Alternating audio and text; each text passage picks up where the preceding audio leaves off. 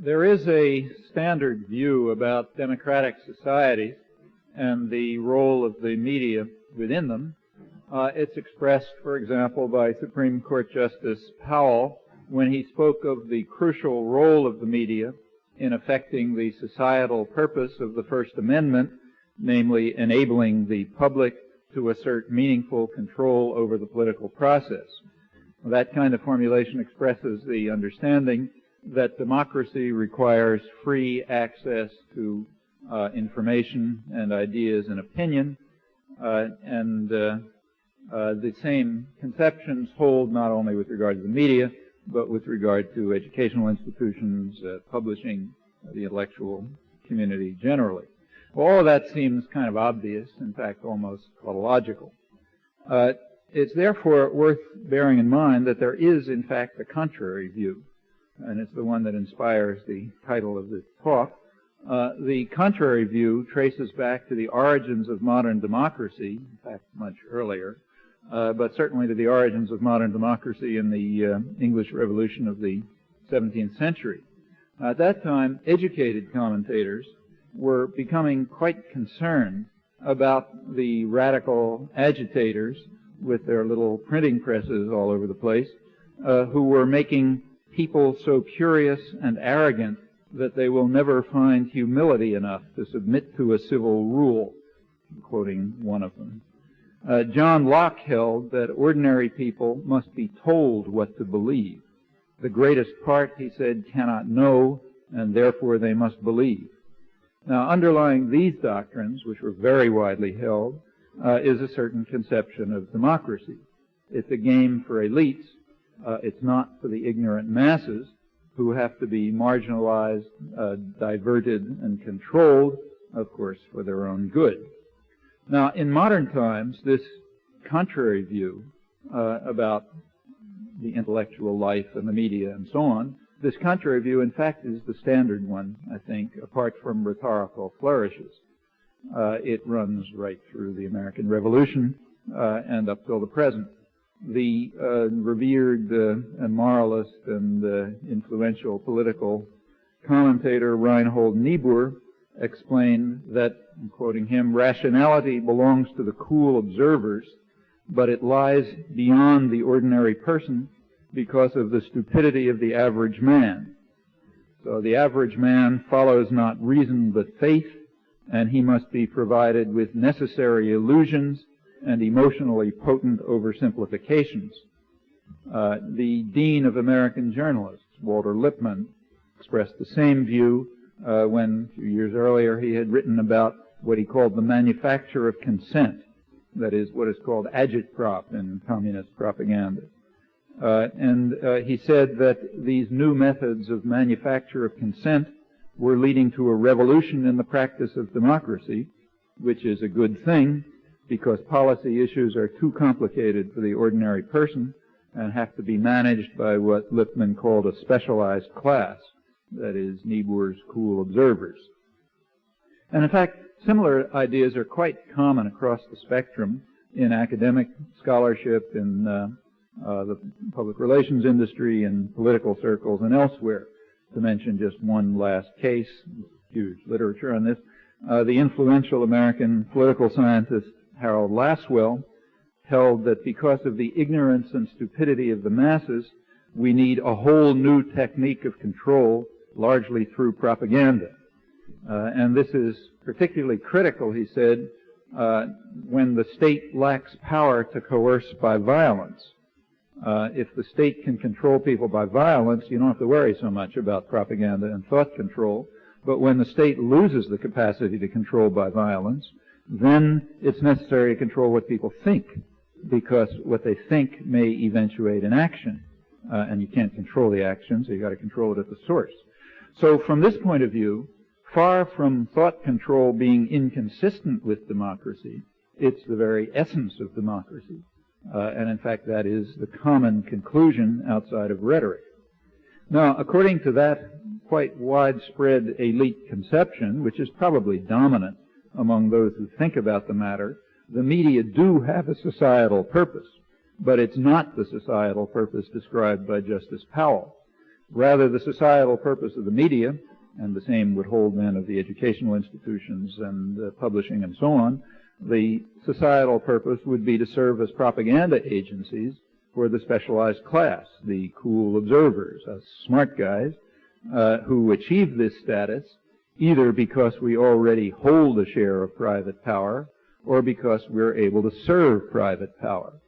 That was a point that was expressed by one of your local boys, Henry Kissinger, in one of his academic essays back in the late 60s, in one of his more lucid moments, of which there are not very many, I should say, in which he explained what an expert is. He said that a person becomes an expert by having the capacity to articulate the consensus of people with power. That's what makes you an expert, and that's essentially correct. Generally, these truisms about social life and about political life and about the intellectual vocation remain unspoken in a properly functioning propaganda system. We are no longer back in the honest days when Harold Lasswell, for example, spoke openly about the need for propaganda. That was in the early 1930s. Or when the founding fathers explained that those who own the country ought to govern it. That's a moral injunction that was instituted in practice and in fact is the dominant theme of American political history. Well, according to this conception, the media ought to follow what my colleague Edward Herman and I call a propaganda model in a recent book. They ought to, if they do their job, they ought to present a picture of the world that conforms to the interests of power and privilege. And they ought to provide the public with Niebuhr's necessary illusions to keep the ordinary person on course. Now, to eliminate confusion, all of this has nothing to do with liberal or conservative bias. According to the propaganda model, both liberal and conservative wings of the media, whatever those terms are supposed to mean, fall within the same framework of assumptions. And in fact, the liberals, if you think it through, play a particularly critical role in a well-functioning propaganda system. They define the presuppositions. They determine the limits that you can't transgress. And that's quite important. A well-functioning propaganda system doesn't express its doctrines. It just assumes them. That puts them beyond the limits of discussion and thought. So, for example, in the case of Central America, it's a presupposition of discussion today that there are 4 democracies, maybe flawed democracies.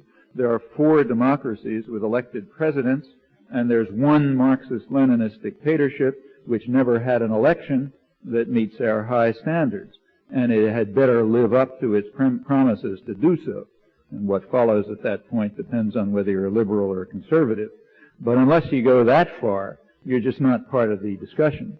You haven't accepted the presuppositions at all, and you don't qualify as an objective reporter. Now, the common presupposition that's common to liberals and conservatives happens to be false, indeed absurd, but that's irrelevant. It's a necessary illusion, and therefore it is near unanimous, probably actually unanimous in the media. I can't even think of a counterexample. I haven't found one in years. Well, let me take another case. Last week, a Salvadoran judge dismissed charges against military officers who were accused of running a kidnapping ring. Now, you can imagine 3 different ways of reporting this. First way of reporting it would be apologetics, either deny that it happened or say that it's the right thing or something like that. That's the kind of reporting you might find in a totalitarian state. The second way of reporting it is what you find in the liberal press. So here's Lindsey Gruson in the New York Times. He describes this as a setback to U.S. efforts, quoting, "The United States has sought to strengthen the judicial system as part of its effort to build democracy in El Salvador." So it's a setback, and since we're an honest liberal press, we recognize that. Well, there's a third way of reporting it, which would be to write that it's a setback to U.S. efforts to improve the image of the military regime that the United States established to bar the threat of democracy. That is, it's a setback to the efforts to ensure that Congress will provide the funds to destroy the people's organizations fighting to defend their fundamental human rights and to protect the privilege. I'm quoting Archbishop Romero shortly before he was assassinated by these security forces. That would be the third way of describing it. Now, the first way, the totalitarian way, is not very effective. Everybody's going to see through it. The second way, the liberal way, is very effective. In fact, it becomes the very framework of thinkable thought and the basis for objective reporting that the United States is trying to build democracy but is having a hard time. The third way of describing it is not to be found. The Archbishop's perception was very plausible when it was expressed, and it is by now overwhelmingly obvious by those who choose to see, but you can't find it anywhere. And that's important. Beyond that, there's a very rich historical and documentary record that explains why the U.S. government systematically follows this path. There are variations, doubtless. Fear and hatred of democracy reached a kind of peak, kind of pathological extreme during the Reagan administration, and that also went along with an unusual degree of enthusiasm for the resort to violence to conduct a war of extermination and genocide against a defenseless civilian population. I'm now quoting the successor of the assassinated Archbishop Romero, Archbishop Rivera y Damas. You'd have to search the archives of states that we'd rather not refer to find a major journal calling for sending arms to acknowledged killers and torturers, quote, regardless of how many are murdered, quoting the New Republic, or to find a public official who at the peak of the war of extermination and genocide against a defenseless civilian population could say, I think it's a terrible injustice to the government and the military when you suggest that they are somehow responsible for terrorism and assassination, and who praised the moral quality of those who were conducting the atrocities that by that time had mounted to Pol Pot-style levels, or who's capable of saying that Sandinista abuses against the Misquitos were more massive than any other human rights violations that I'm aware of in Central America. At that time, Sandinista atrocities against the Misquitos possibly amounted to a few dozen people, in comparison with what Jean Kirkpatrick, who I'm quoting, was well aware of tens of thousands of people tortured and slaughtered and mutilated and raped in a war of extermination and genocide against defenseless civilian population.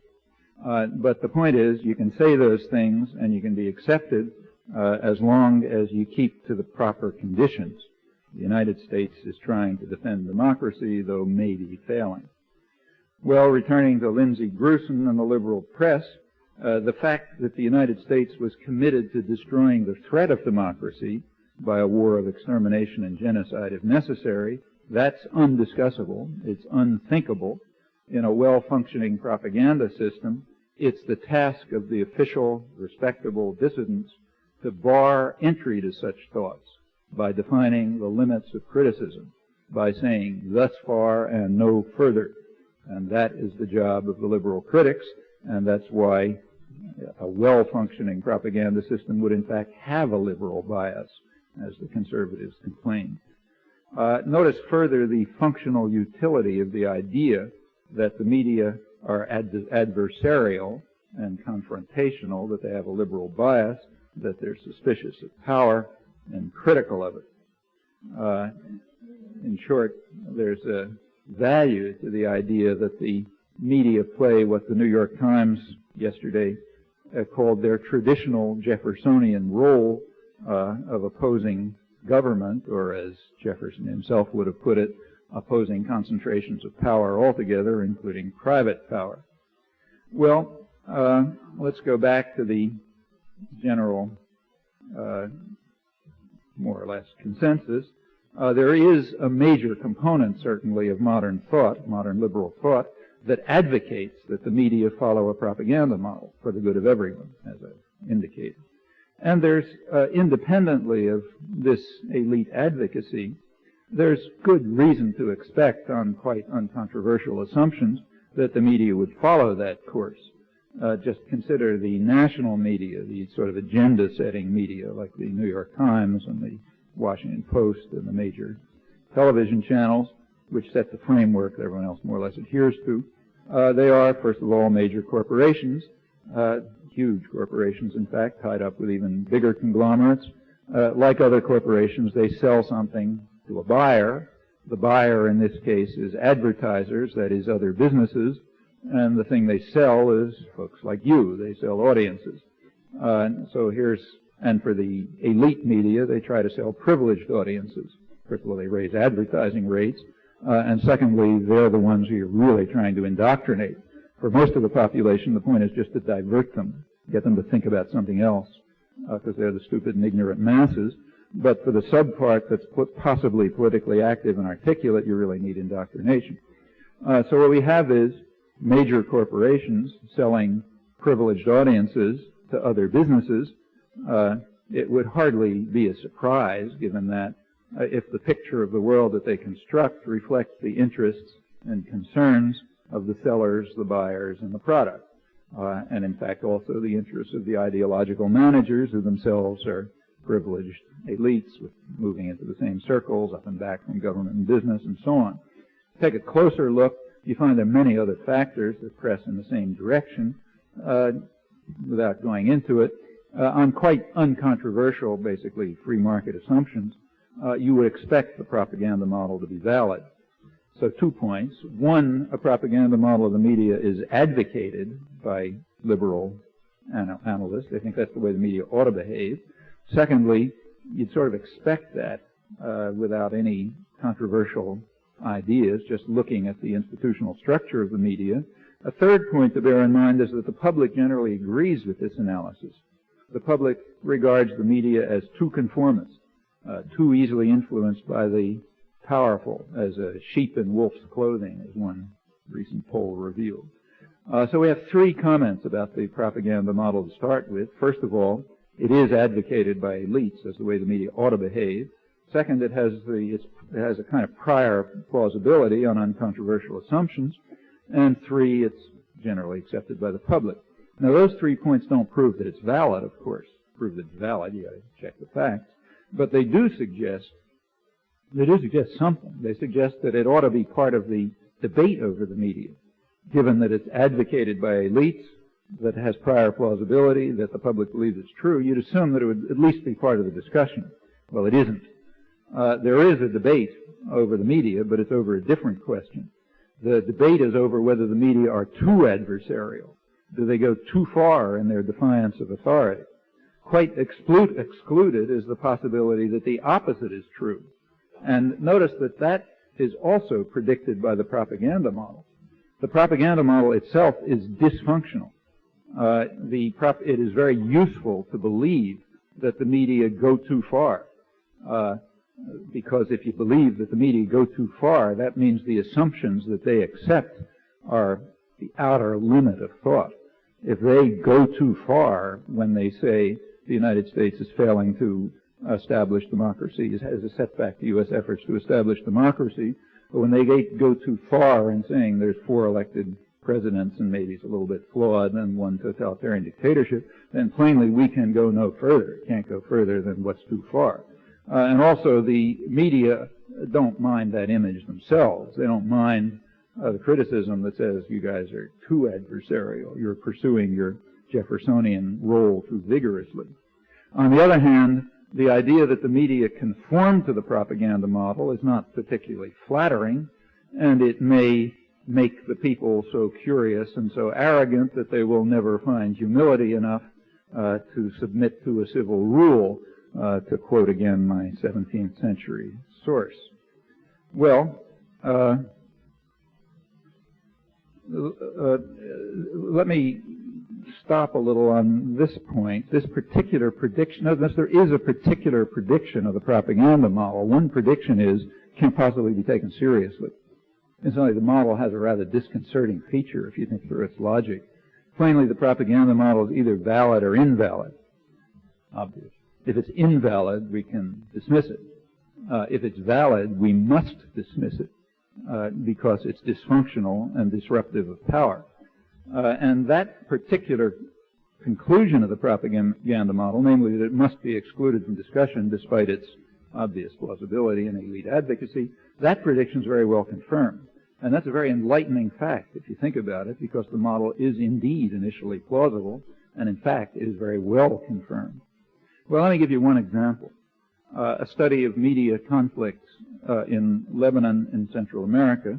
It's published by the Institute for the Study of Diplomacy at Georgetown University. Did it by accident. I have a detailed analysis of this in a forthcoming book, which has the same title as this talk. It's one of the most extensive and detailed studies of media coverage of third world conflicts in existence, with plenty of people participating. And the contents are quite interesting and, in fact, remarkable, but I'll put them aside. You can look at the book if you're interested. Let me just keep to the framework of discussion here. Now, there are two sections. There's one section on Central America, and there's another section on Lebanon, primarily on the Israeli invasion of Lebanon. It's about 1984 when these seminars took place. In each case, two halves of the book, in each case the agenda for discussion is set by people who condemn the media for their alleged anti-U.S. and anti-Israel bias. So each discussion is introduced by an extreme hawk taking that position. Then the discussion rages between those who condemn the media as too adversarial and those who defend the media as dispassionate and objective and fair-minded. Notice that that's exactly as the propaganda model predicts. In fact, surprisingly, we hardly even find the kind of statistical error that one would expect in a complex real-world situation that you find in the natural sciences, for example. Here we get adherence to the ideal system, not the complex real system. For example, in the case of Central America, it is literally 100% conformity to that framework. That is, not one phrase departing from that framework. And that's pretty remarkable, because the media coverage of Central America is almost a textbook illustration of conformity to power of the propaganda model, as has been overwhelmingly documented. But there's not one phrase in the discussion even suggesting that possibility.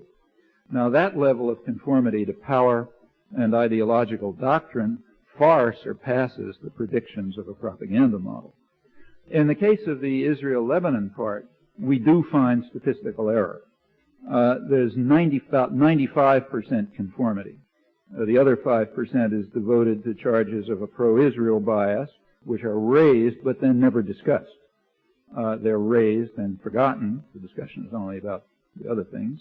In fact, that means that they're recognized to be just noise in the system, in the technical sense of noise in the system.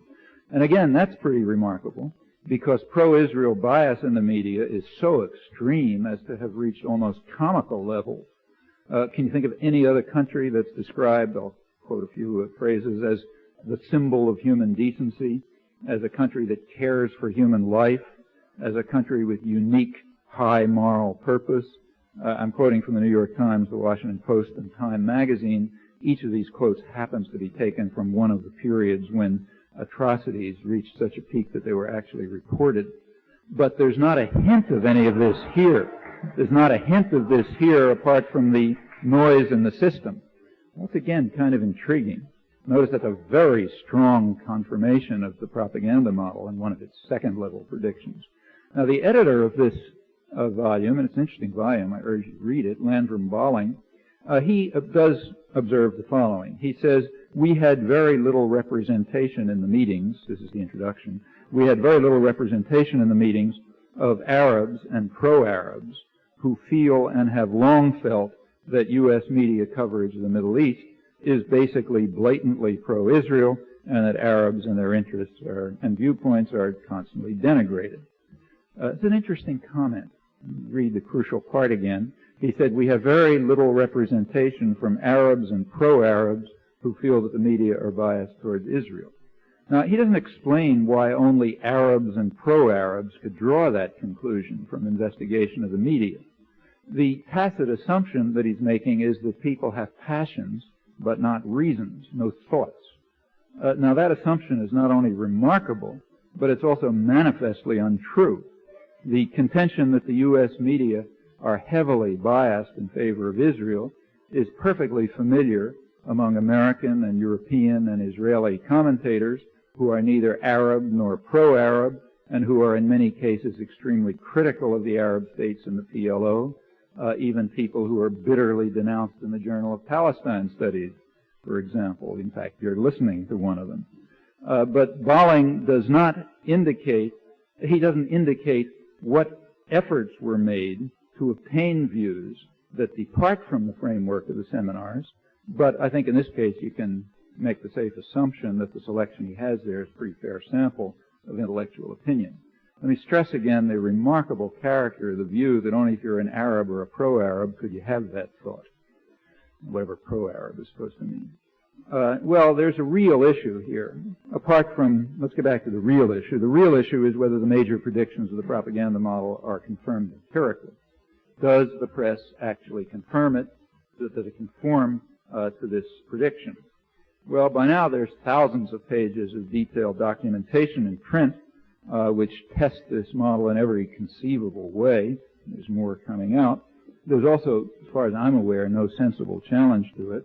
I think, in fact, it's one of the best confirmed theses of the social sciences. But in accord with its predictions, it's off the agenda. And if it's valid, it must remain off the agenda. Notice, that's part of its logic. Well, the right thing to do now would be to go on to give examples, and that would require a course, not a lecture. In fact, it would be kind of misleading to do it here. It's misleading to give a few illustrations. It's misleading because you might quite plausibly conclude, and you would be right to conclude, that they maybe that's an exception, or how do you know it's systematic, and so on. You really have to see the whole picture to be convinced. And in fact, you'll find that the picture is quite uniform. As I say, there are thousands of pages of documentation, and they test the thing in every way anybody's been able to think of. I'm going to keep to one case which is long-standing, current as well. It's evolving, and it's very important. In fact, it may lead to global destruction, as it's threatened to do several times in the past. And that one case that I'm going to talk about is coverage of the U.S.-Israel-Arab interactions, U.S.-Israel-Palestinian interactions. And I'm going to talk partly about what I think is going on and partly about the way the media are covering it. And let me urge you to check what I'm saying. Don't take my word for it. It's not very hard. Information's there. Check the documentation for yourself and see if this picture is accurate or inaccurate. I think if you take I'll tell you what I think you're going to find. A close look will, I think, reveal the effectiveness and significance of regular and persistent media distortion and the consequences of that. That's what I think the picture shows. Well, let's begin recently. Let's begin with last December. Last December, on December 14th, to be precise, there took place what the media uniformly describe as a stunning breakthrough, a triumph of U.S. diplomacy. What happened is that the United States finally forced the ambiguous Yasser Arafat to accept American terms. This was a seismic shift in attitude in the PLO, which proves that the U.S. should hang tough, as the Washington Post editors put it. That's a lesson to other third world upstarts as well. All of these are quotes from the major media, and you could go on, this huge collection of them. That's the standard story. Well, the result of this Palestinian capitulation to American firmness is that the United States agreed to conduct a dialogue with the PLO, which is another stunning breakthrough. That's what one reads across the political spectrum in the media and also across the spectrum of political discussion, extending from the ultra-right wing to, say, groups like Peace Now in Israel and others. Now, in fact, this entire picture is completely false in every detail, but it is a necessary illusion, and therefore it is accepted without qualification and without deviation. Let's take a look at the events and the history that led up to them, now comparing the completely irrelevant reality with the necessary illusions that have been very carefully crafted over the years and that are being crafted again once again today. It's a very revealing story. Well, let's begin with the famous dialogue. You recall what happened on December 14th, according to the standard version. Yasser Arafat, in a press conference, said the magic words that the State Department had written for him for many years. After having refused to do it, as trying to squirm out of it all those years, he finally capitulated and said them, and the United States then agreed to a dialogue. What's going on with regard to the dialogue, the famous dialogue between the United States and the PLO? Well, let me contrast two views about this matter. One of them, I'll start, is the standard view in the American press, and so as to not to load the dice unfairly, I'll pick the most extreme skeptic in the American press, at least the most extreme dissident and skeptic that I know of, namely Anthony Lewis. In the New York Times, happens to be yesterday, something called a memo to the PLO. And in the memo to the PLO, Lewis urges the Palestinians not to reject Yitzhak Shamir's proposals, just made in Washington, as incidentally they're doing with virtual unanimity. And why should the Palestinians not reject Shamir's proposals? Reason: because the U.S. government, Lewis assures the Palestinians, the U.S. government regards Palestinian positions with sympathy, understands them, and is generally supportive of them. So they should count on the good faith of Washington to push things forward. Apparently that's what the historical record is supposed to tell us. And the proof of this that he mentions is the dialogue that the United States is conducting with the PLO over Israeli objections. Surely, if anything proves U.S. sympathy with the Palestinians in good faith, that's it. So therefore, they should accept Shamir's proposals. Well, that's the extreme skepticism and dissidence in the American press.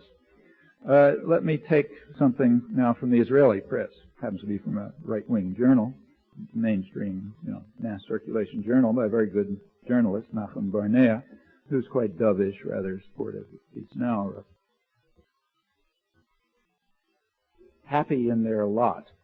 And it describes a meeting that took place between Defense Minister Yitzhak Rabin of the Labor Party and 5 leaders of Peace Now. And he describes how Rabin walked into the meeting very cheerful and relaxed and happy, looking a lot different than he had done, say, 6 months ago, when he was sort of, tense and nervous and upset, virtually ready to make a V sign, Bernays says. And then he explains to the Peace Now leaders that he's particularly happy about the dialogue between the United States and the PLO. He says that's a successful operation. It's a very low-level discussion. And what it amounts to is that the United States is giving Israel a year, he says a year at least, to crush the Intifada by force. The purpose of this dialogue, he says, is to deflect the diplomatic pressures that were building up through last year and give Israel now, they got a year's grace, so the year at least of grace. And he goes on to say that in this period, he says, we are increasing the military and economic pressures in the territories, and he says they will be broken and they will accept Israeli terms. So the U.S. maneuvers are a delaying effort to allow Israel to increase the pressure so that the people there will be broken. The Peace Now participants in this meeting raised some objections. They're not convinced that the harsh economic and military pressures will work. If there are some other objections, they're not indicated here. Well, that's two views about what the dialogue is about. One of them, the first one, is the universal view in the American press. The second one is the view of the Israeli defense minister expressed in the Israeli press. And I think there's pretty good reason to suppose that Yitzhak Rabin knows what he's talking about with regard to the function of the dialogue. Notice there's another question. There is a tactical debate between Rabin and the Peace Now leaders as to whether violence will work. That's another issue which I won't address here. I'm talking about the nature of the dialogue. Well, let's pursue it further. The dialogue at that time had one meeting. There was one meeting between the U.S. ambassador in Tunis and the PLO representatives. The contents of that meeting were leaked by the PLO, presumably, and published in the Egyptian press, the press that was close to Mubarak, and they were picked up, presumably by Israeli intelligence, translated, and reprinted in the Jerusalem Post, which means they're known to every reporter because they appeared in English in the Jerusalem Post in January 6th. The Jerusalem Post was very upbeat about it. They were very happy. They said the protocols, they printed the protocols of the dialogue. They said this shows that the United States is taking the Israeli position all the way through, and they're very pleased about that. The U.S. ambassador began the dialogue by announcing two conditions. Condition number one is no international conference. Condition number two, I'll read you the actual words of the U.S. ambassador. With regard to the intifada, the uprising, the U.S. position is that undoubtedly the internal struggles we are now witnessing in the occupied territories aim to undermine the security and stability of the State of Israel, and we therefore demand cessation of these riots, which we view as terrorist acts against Israel. That's underlined, italicized by the Jerusalem Post. This is especially true as we know you are directing from outside the territories these riots, which are sometimes very violent. Now, those are the two U.S. positions. Let me parenthetically remark that it's entirely conceivable that U.S. intelligence and also Israeli intelligence actually believe that the PLO is directing the intifada from outside. There's anybody who's bothered to look at the intelligence record, whether it's the CIA or the FBI or Mossad or anything else, knows that will understand the absolute incapacity of intelligence of any state, whether it's the National Political Police or Secret Service or whatever, their total incapacity to comprehend the reality of popular struggles. The point is the idea is just too threatening, can't be faced, can't be comprehended. And it's also necessary to bear in mind the ideological fanaticism that colors intelligence reports quite typically. Every intelligence agency I've ever seen, and also the higher level interpretations of them. There's a lot of mythology about intelligence, and it's quickly dissipated if you take the trouble to read the declassified documents. So it's quite possible that U.S. intelligence actually believes what the ambassador is saying, despite its manifest absurdity. Well, what's the meaning of these two U.S. proposed demands? Demand number one, that there be no international conference. Well, the meaning of that's obvious. The point is the whole world outside of Israel and the United States is in favor of a diplomatic settlement. So therefore, if there is an international conference, it's just going to mean bringing somebody in who's going to put pressure on for a diplomatic settlement. And therefore, there can't be a diplomatic international conference because the United States is opposed to a diplomatic settlement. That's the only meaning of any of that. Now, in what the United States proposes, that is direct negotiations between Israel and the PLO, even if Israel will be willing to accept the farce, in such negotiations, there's no pressures at all. And therefore, Israel can say, get lost if they want, and that's the end of the negotiations. But if you have an international conference, it's a problem, because the rest of the world is all interested in a settlement. You won't be able to do that. So no international conference. That's point one. What about point two? Call off this terrorism against the State of Israel in the West Bank and the Gaza Strip. Well, there, the U.S. position is quite straightforward. If the Intifada is brought to a halt, then matters will revert to the situation that prevailed before.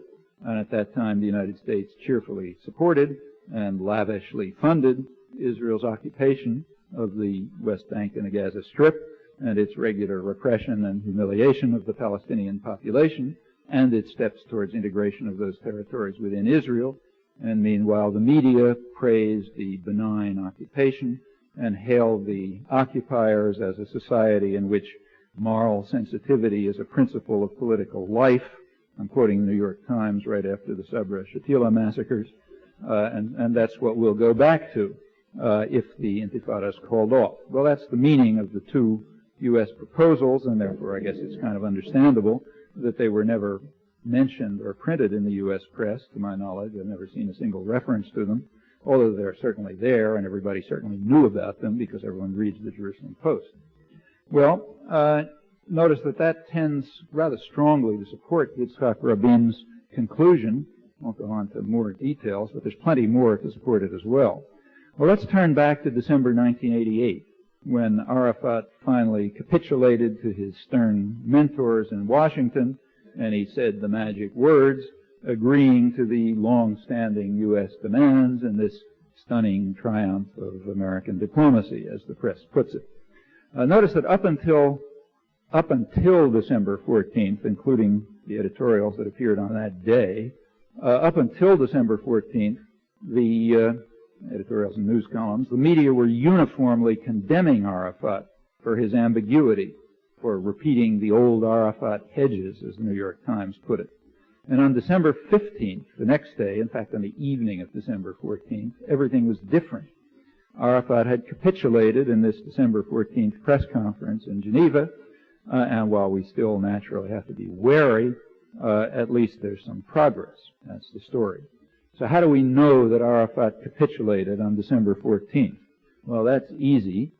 George Shultz appeared on television and in his lugubrious voice announced that Arafat had capitulated.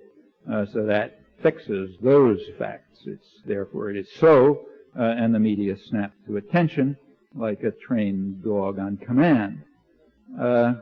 Now, an inquiry lasting about 2 minutes would have sufficed to show that at the famous press conference, Arafat's words remained as far from the U.S. demands as they had ever been, and those differences are quite substantive. If Arafat had capitulated and had said the magic words, then the Palestinians would have abandoned everything, which is exactly why the U.S. government and the media now insist that that is what has happened. That means in the world of necessary illusion, the one that works, they have abandoned everything. If they ever make any demands again, that shows they're backing off on their promises, which we've invented for them.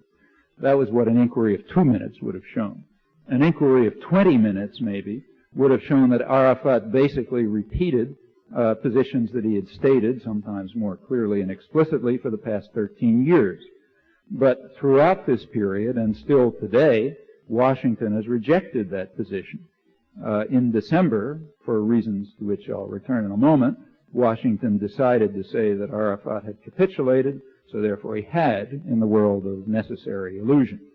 Come back to the facts in a moment. Let me just mention to you something I heard last night from an overseas phone call from a well-known American correspondent in the television media. He told me an interesting story. He had read an article in which I write up this stuff, and he told me that I haven't had time to check this yet, but he told me that the television stations on the evening of December 14th did not run slots from Geneva. You know, usually what happens is a television reporter reports something and makes a little 90 seconds that they send over the satellite, and that's what you see on the 7 o'clock news.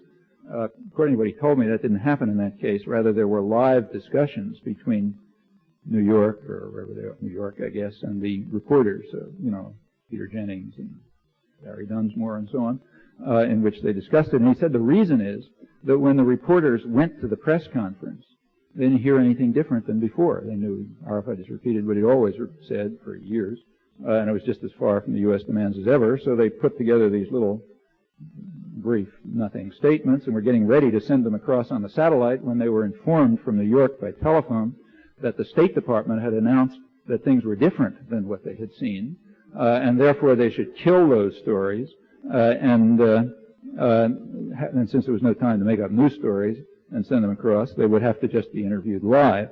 Well, I heard that from a rather well-placed television source, and as I say, I haven't been able to check it, but nice research project for somebody.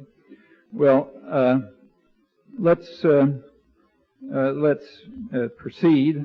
I'll come back to what actually happened at that famous discussion of Arafat's, but let's first put it into a little bit of background, because that's the only way you can understand what's happened. So if you bear with me for a minute, I'll mention a little bit of the relevant history. I'm just going to look at the diplomacy after the 1967 war. Bigger story than that, but for reasons of time, let's stay there. Well, there's an official story about this. The official story about the diplomacy since the 1967 war is, first, the United States has been pursuing the peace process. Now, notice there's a comment to make here. Notice that that's not a fact, that's a tautology. There's tautology because the word peace process has a very special meaning in U.S. political discourse. You look it up in the dictionary and it means process leading for peace, but that's not the way the word is used. Like most terms of political discourse, it really has two meanings. One, the actual meaning, and the other, the meaning that's used for ideological warfare. Now, the actual meaning of the word peace process is process aiming towards peace. The ideological meaning, and the one that's universally used in the media and in scholarship, is that the peace process refers to whatever the United States happens to be doing at the moment. Now, that's a useful meaning. That's a useful...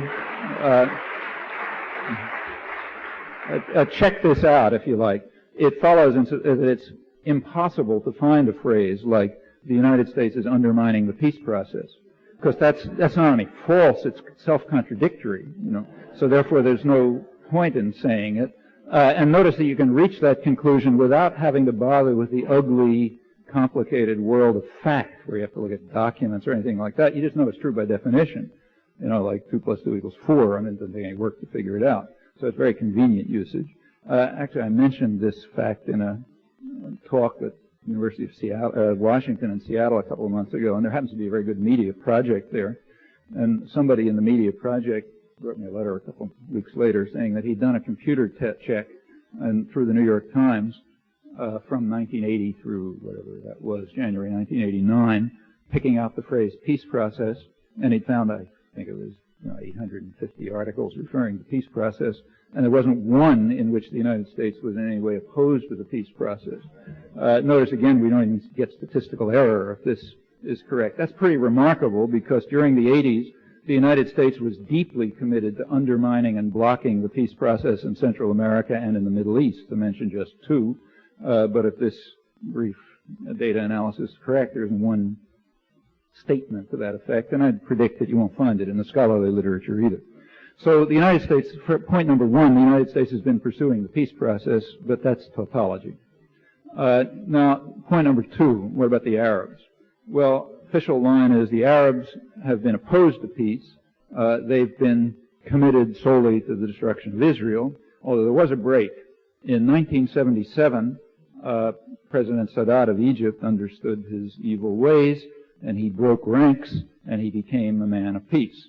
And now, in December 1988, maybe Arafat has made his first halting moves to follow Sadat in that direction. But apart from that, and of course, our friends like Hussein and so on, apart from that, the Arabs all are opposed to peace and just want to murder Jews and so on and so forth.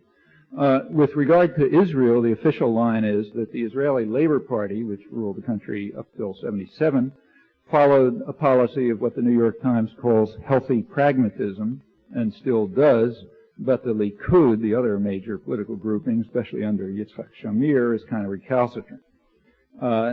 Continuing with the story, under Labor, and still today, because of their healthy pragmatism, Israel makes forthcoming offers, proposes a fair, peaceful settlement, but the Arabs always refuse. Now, that's the official line, endlessly repeated, over and over again. Well, let's break the rules and turn to the irrelevant reality. Here we have a return to the documentary record, and let me urge you to look at it. First, we'll begin with Israel. There happens to be, as far as I know, only one detailed diplomatic record of particularly the Labor Party. It includes the years 66, 7 to 77, written by a top-level Labor Party functionary, Yossi Beilin. It's in Hebrew, but very, you know Hebrew or know somebody can translate it. It's worth reading. It's a detailed, almost day-to-day record of cabinet meetings of the Labor government. The basic principle to which it keeps is stated by current President Chaim Herzog, who's a dove, and it says, the Palestinians cannot be participants in any way in a land that has been consecrated to our people for thousands of years. Land includes the occupied territories. And it pretty well keeps to that. Now, if you look, you discover that Israel has made two diplomatic initiatives during this period when it was governed by healthy pragmatism, and none since.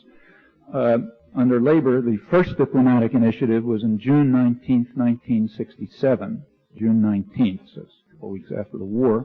There was a split cabinet vote, 11 to 10, and its split vote was sent to the United States privately, and that's the first initiative.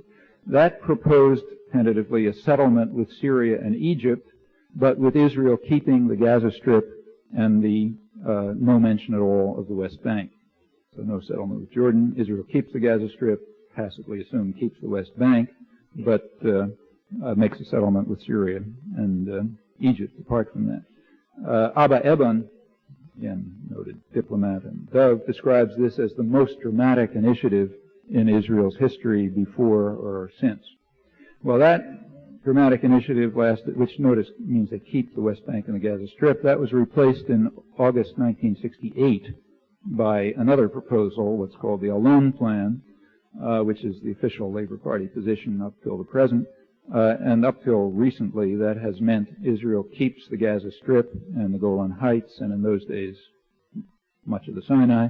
And with regard to the West Bank, it keeps about 40% of it, about what it needs. Essentially keeps everything except the areas of heavy concentration of Arab population. Problem is what they call the demographic problem, too many Arabs in a Jewish state. So the idea is Israel should keep the resources, keep the territories it needs, keep access to the water and keep the markets, keep the labor force, but not have to administer the population. That's the healthy pragmatism that the New York Times advocates. Those are the only two proposals in reality. Now turning to the Arabs, starting in, things started to shift in the late 60s, but let's take February 1971, not 77, February 1971.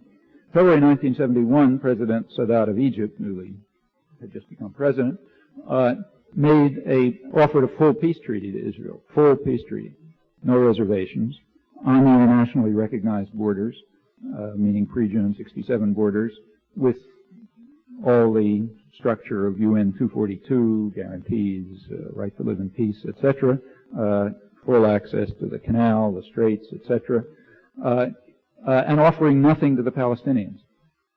Palestinians aren't even mentioned except as refugees. It's in accordance with UN 242. In fact, Sadat's proposal of February 71 was virtually identical to official U.S. policy, as expressed by Secretary of State William Rogers in the Rogers Plan shortly before. A couple of weeks later, Jordan made a similar proposal. Israel responded to Sadat's proposal. It accepted it officially as a genuine peace offer and refused it. In internal discussion, we read that they refused it because they felt if they held out, they could get a better territorial settlement. In the United States, there was a split, symbolized by Rogers and Kissinger, but each representing major interests and conceptions. The split was over whether to accept the diplomatic settlement now offered fully by Egypt in terms of official U.S. policy, or whether to reject it. Kissinger's approach, as he explains in his memoirs, was to push for what he called stalemate, meaning keeping things frozen. And since then, he won out in the internal bureaucratic conflict, and since then, stalemate has prevailed and still does. Well, that was February 1971, I stress, not 77, not when Sadat flew to Israel, and made a less forthcoming offer than in February 1971, because in his 77 proposal in Jerusalem, which established him as an official man of peace, he expressed what by then was the general international consensus that there should be a Palestinian state in the occupied territories. I'll come back in a moment to why the second one is permitted to enter history. The reason why the first one is not permitted to enter history is obvious. It tells the wrong story. It says the United States was opposed to the peace process, and since that's a logical contradiction, it must be that the events didn't happen. So therefore they're never mentioned, except in a footnote in some arcane monograph somewhere, and they didn't happen for this perfectly obvious reason. Well, that was February 71. Let's move on to January 1976. In January 1976, the UN Security Council debated a resolution calling for a full-scale political settlement on the internationally recognized pre-June 67 borders with recognition of the rights of all states in the region, their right to live in peace and security, territorial guarantees, security guarantees. In fact, all the wording of UN 242 explicitly, verbatim, not paraphrases, but verbatim. And the Palestinians, but now UN 242 extended in terms of the broad international consensus of the mid-70s to include a Palestinian state in the West Bank and the Gaza Strip. Notice that that resolution incorporates UN 242, but now extends it to include a Palestinian state in the West Bank and the Gaza Strip. The UN 242 was a resolution, we talked about a settlement among states. It was totally rejectionist, offered nothing to the Palestinians. Well, that was January 1976. Who was for it? Well, the resolution was introduced by Syria, Jordan, and Egypt, the three confrontation states. It was openly backed by the PLO, publicly and openly backed by the PLO. In fact, according to Chaim Herzog, now president and UN representative for ambassador for Israel, according to him, it was prepared by the PLO. There we can just take Israel's word for it, but the fact that they supported it is not anybody's word. That's on the public record. You can read it in the New York Times. The United States vetoed the resolution, so it's down the memory hole. Can't exist, because if it exists, it shows the United States was blocking the peace process, which is a logical contradiction, so therefore it doesn't exist either. And in fact, when you look at reports of the peace process, books about the peace process, articles by Thomas Friedman in the New York Times about the peace process, these things aren't there, because they don't exist. They can't. It's a logical contradiction. In fact, from 1976, there have been repeated offers. I'm not going to run through the details. There have been repeated initiatives from the Arab states, from Arafat, from the PLO, calling for negotiations leading to mutual recognition. It's all down the memory hole. Sometimes they were vague, sometimes they were explicit. It's all down the memory hole. It does not exist. The New York Times, which has a special responsibility, remember, it's the newspaper of record. It creates history. History is what's in the New York Times archives, not what's in the San Francisco Herald-Examiner archives. That's not where historians go. They even have archives. So therefore, the San Francisco Herald-Examiner is able to print these facts, but the New York Times has a much heavier responsibility on its shoulders, and it won't even print them or even allow letters to appear which refer to them. So, for example, repeatedly, take one case in May 1984, when Arafat was running around Europe and Asia making very public statements calling for negotiations leading to mutual recognition, the Times refused to report the facts and refused to print letters referring to it. And there's even somebody who has a letter from the foreign editor of the Times explaining why his letter is not being published. That ban on admitting those facts continued in the New York Times until March 1988, when the first hint was allowed. Come back to that. Anyhow, throughout these years, more and more proposals or initiatives. Recall that this is just the world of reality, and therefore it's irrelevant. In the world of necessary illusion, nothing happened except Sadat in 1977 and maybe Arafat in December 1988, if you can take them seriously. Well, let's turn to the United States now, keeping to the world of irrelevant reality. In 1969, December 1969, Secretary of State William Rogers proposed the Rogers Plan, which was official U.S. policy. And it was very much like the Sadat proposal, in fact, virtually identical with the February 71 Sadat proposal that I just mentioned. As I said, Kissinger, who was then National Security Advisor, was opposed. He was in favor of stalemate, maintaining things the way they were. There was a kind of a logic behind it. The logic was the Nixon Doctrine. Israel's what Secretary of Defense Laird called a cop on the beat, a local cop on the beat to represent U.S. interests in the region. It was becoming a U.S. client state worldwide. There was a kind of logic. Israel was what's called a strategic asset, therefore we keep things the way they are. Furthermore, it was assumed that there was no big problem from the Arabs. Intelligence, in one of its quite standard, in fact near uniform, colossal failures, assumed that the Arabs couldn't figure out which end of the gun to hold. War is not the Arabs' game, as the head of Israeli military intelligence put it, Yehoshaphat Harkabi, then a big hawk, now a big dove, because he changed his tactical assessments. And on that assumption, that war is not the Arabs' game. It didn't really matter much what kind of bluster they carried out. I mean, they could maneuver in the Sinai if they wanted and do all of that stuff, but you didn't have to take it seriously.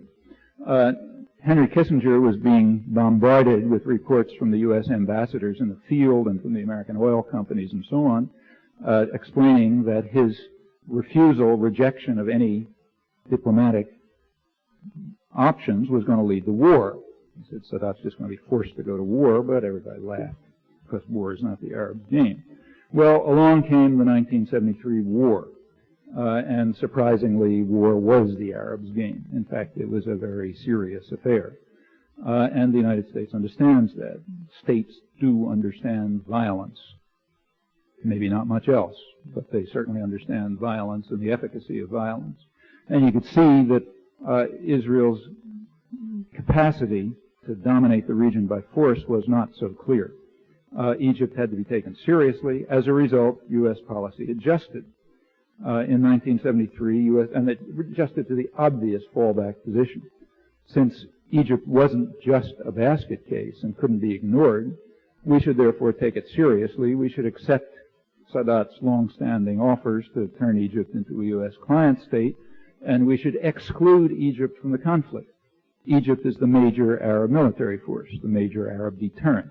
If we can exclude it from the conflict, then Israel is free, with mounting U.S. support, to move to integrate the occupied territories and to attack its northern neighbor. That's Camp David. The meaning of what happened from 1973 to 1978 is precisely that. Its efforts to exclude Egypt from the conflict so that Israel is then free to do exactly those things. That was obvious at the time, I should say, and it's now conceded in retrospect that that's what happened. But what else could happen? I mean, it's just in the logic of the situation. If you think about it, it's plain. I presume that when the secret documents are declassified in 20, 30 years, we'll see that people were thinking about it anyway, even if they weren't perfectly transparent that that was the logic of the situation. As I say, it's now accepted. Then comes, I don't have to bother with the details. If you know anything about the record, you'll know just what happened. U.S. support for Israel shot up, reached about 50% of total world aid in the late Carter, early Reagan period. Israeli attacks on Lebanon increased. There was an invasion in 1978. There was an extension of the heavy bombardment in 1979 and 80, finally an outright invasion in 82. The United States supported that invasion. The Republicans supported it enthusiastically. The Democrats supported it ecstatically.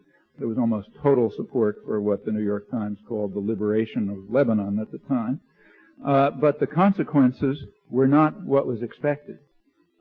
First, Israel failed on the ground militarily. It's a very crucial fact, which the Israeli military is well aware of. They were unable to displace the Syrian army from fixed positions. They won the technological war.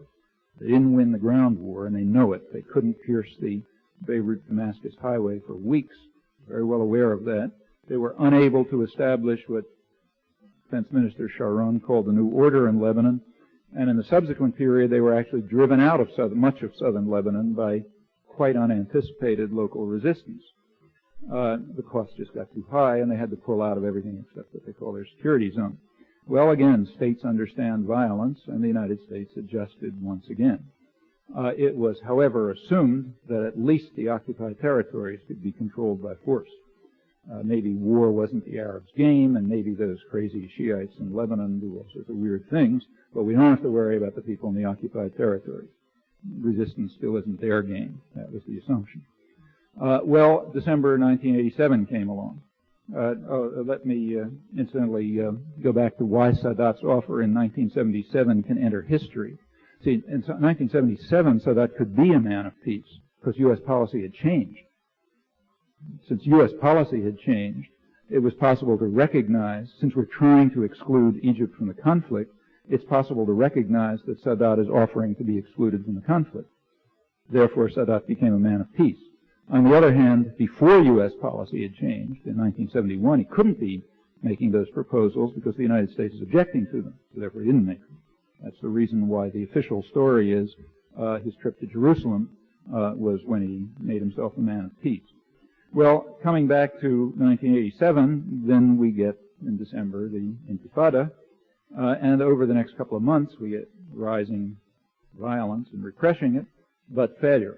The violence is, making life very miserable for people and very brutal, and I don't have to tell you about that, but it hasn't succeeded in putting it down. So there's got to be a policy adjustment, or at least the beginnings of a policy adjustment. And along with the beginnings of policy adjustment come an opening in the free press. So now, by early 1988, it begins to be possible to concede that the Palestinians are making various kinds of offers. In fact, the kind they've been making certainly since January 76. And as I say, in March 1988, the New York Times finally allowed a little peek at it. Well, through 1988, all of this continues. The violence is failing to stop the uprising. Therefore, there's more and more openings. The diplomatic efforts were also becoming more insistent. In November 1988, the Palestinian National Council met in Algiers, and the PNC did propose something new. Namely, they declared a Palestinian state. That's what they called the crowning achievement of the meeting. However, that's totally unacceptable to the United States, so therefore it's off the media agenda. That's not discussed. They were also willing to discuss some modalities for achieving it, and that begins to relate to U.S. government interests, so therefore that's allowed to be on the agenda. And there's some recognition that those things are going on, though inadequate. Arafat went to Stockholm and repeated the same points. Still inadequate. He was then going to come to Geneva, to New York, to speak at the UN General Assembly meeting. The State Department refused. Incidentally, there was virtually unanimous approval of this, except on technical grounds. Everyone agreed that the PLO had not said the magic words. All the way up to Anthony Lewis. Still the old Arafat hedge, not saying it yet. You got to be harsher. The refusal to allow the UN to meet in Geneva was flatly illegal, caused a big uproar around the world. The UN met in Geneva, where Arafat repeated what he had been saying all along. The United States still rejected it. That carries us up to December 14th. By this point, the United States was in a totally untenable position. The U.S. government position was being very broadly supported at home, in fact, virtually unanimously, but the United States government was becoming an object of international ridicule. You can't control the world as easily as you can control the free press and the intellectual community. It was becoming an object of international ridicule. Not only was, first of all, because of the refusal to allow Arafat to speak in New York. Recall the reason given. The reason was it would be a security threat to the United States. It's interesting that everybody accepted that. Nobody asked, what's he going to do? Is he going to hijack a taxi cab or, take over the Pentagon? Exactly what's the security threat? But the point is, nothing is too absurd to be accepted if it satisfies needs. However, outside the United States, you can't get away with that so easily. The State Department was in an untenable position. Therefore, they made the natural move of any great power, especially a the dominant world superpower, the one that controls the world information system. They simply decided to announce that Arafat had capitulated and accepted our terms. That was the only way out. And then comes the delaying action, which I described. Now, final factual question to look at is, what happened on December 14th at the famous press conference? Well, it's very clear. As I say, it'll take you 2 minutes to figure it out if you bother to check. The State Department had articulated 3 explicit demands. And they were in writing, in words. You read them in the New York Times and the Washington Post in verbatim. It said, these words must be stated verbatim, without qualification. Those are the magic words. And the 3 things were, 1, acceptance of UN 242 without qualifications. 2, acceptance of Israel's right to exist. And the government insisted that that was the crucial one. In fact, National Security Advisor Powell actually went on television, or at least in the newspaper, and said, that's the crucial one. You've got to repeat that. And the 3rd was rejection of terrorism, that was the word, rejection of terrorism without qualifications. And Arafat still, as of December 13th, had not met those three demands. And again, as far as I know, the whole American press, virtually, I mean, one exception that I saw was, in fact, a column by William Raspberry in the Washington Post. But that apart, I couldn't find one exception, including Anthony Lewis and everyone else, for saying, still the old Arafat hedge, he's got to accept these three positions. Well, let's look into them. First, accept UN 242 without qualifications. What's the qualification? The qualification, the PLO has accepted UN 242 for years. In fact, it endorsed it, as I said already, in January 1976, 13 years earlier, in the very words of UN 242, but it had always added a qualification. The qualification was it called for those UN resolutions which talk about the right of national self-determination of Palestinians. That is, it in effect called for a Palestinian state, as explicitly in January 76. And that qualification is unacceptable. What did Arafat say in Geneva? He repeated UN 242 with the same qualification, explicitly. He said, we accept the right of all states in the region to live in peace, including the new state of Palestine and Israel. Same qualification. In fact, it's a less clear endorsement of UN 242 than in January 76, because then the PLO supported the actual wording of 242, whereas here he just paraphrased it. So the first claim that Arafat said the magic words on that one is just flat false. What about the right to exist? Nothing there. Arafat did not endorse Israel's abstract right to exist, and that's an interesting proposal. The phrase right to exist was invented by Henry Kissinger in 1975 in an effort to block the danger of a political settlement, and because he knew perfectly well that nobody's ever going to accept the abstract right to exist of Israel or any other state. There's no such concept in international affairs. The United States does not accept the abstract right of the Soviet Union to exist. In fact, we celebrate Captive Nations Week every year to say that. Secret documents talk about dismembering the Soviet Union and so on. I presume that Mexico does not accept the abstract right of the United States to exist within its current borders that include half of Mexico and so on. There is no such notion as right to exist. It doesn't exist. What there is the right to live in peace and security. That is, the right to be free of terrorism and aggression. So we endorse that in the case of the Soviet Union. If the PLO were to endorse Israel's right to exist, it would be not only accepting the existence of Israel, but accepting the legitimacy of everything that had ever happened to the Palestinians, and they're not likely to do that, nor should they. That would be something unique in world affairs. That's why the term was invented, and contrary to what everything you read says, if you look at Arafat's statements, he did not accept it. The phrase he presented was right to exist in peace and security. But that's just a paraphrase of 242. That's just a repetition of the old story. What about the third point, the rejection of terrorism in all its forms? Well, in many ways, that's the most interesting of the three, and that's one that really tells you something about the importance of a well-controlled press. Arafat and the PLO had repeatedly rejected terrorism in all its forms over the years. In fact, they had repeatedly, and once again in November in Algiers, endorsed the UN resolutions on terrorism, paraphrasing them and saying they endorsed them. But the United States doesn't accept that. And again, this is across the board. I'm now talking all the way up to the critics, like, say, Anthony Lewis and so on. It's still the old Arafat hedge. So what's the old Arafat hedge on terrorism? Well, here comes a fact which you have to look at the documents to discover, because they won't print it in the newspapers. What's the hedge? Well, the UN resolutions on terrorism are accepted virtually by the entire world.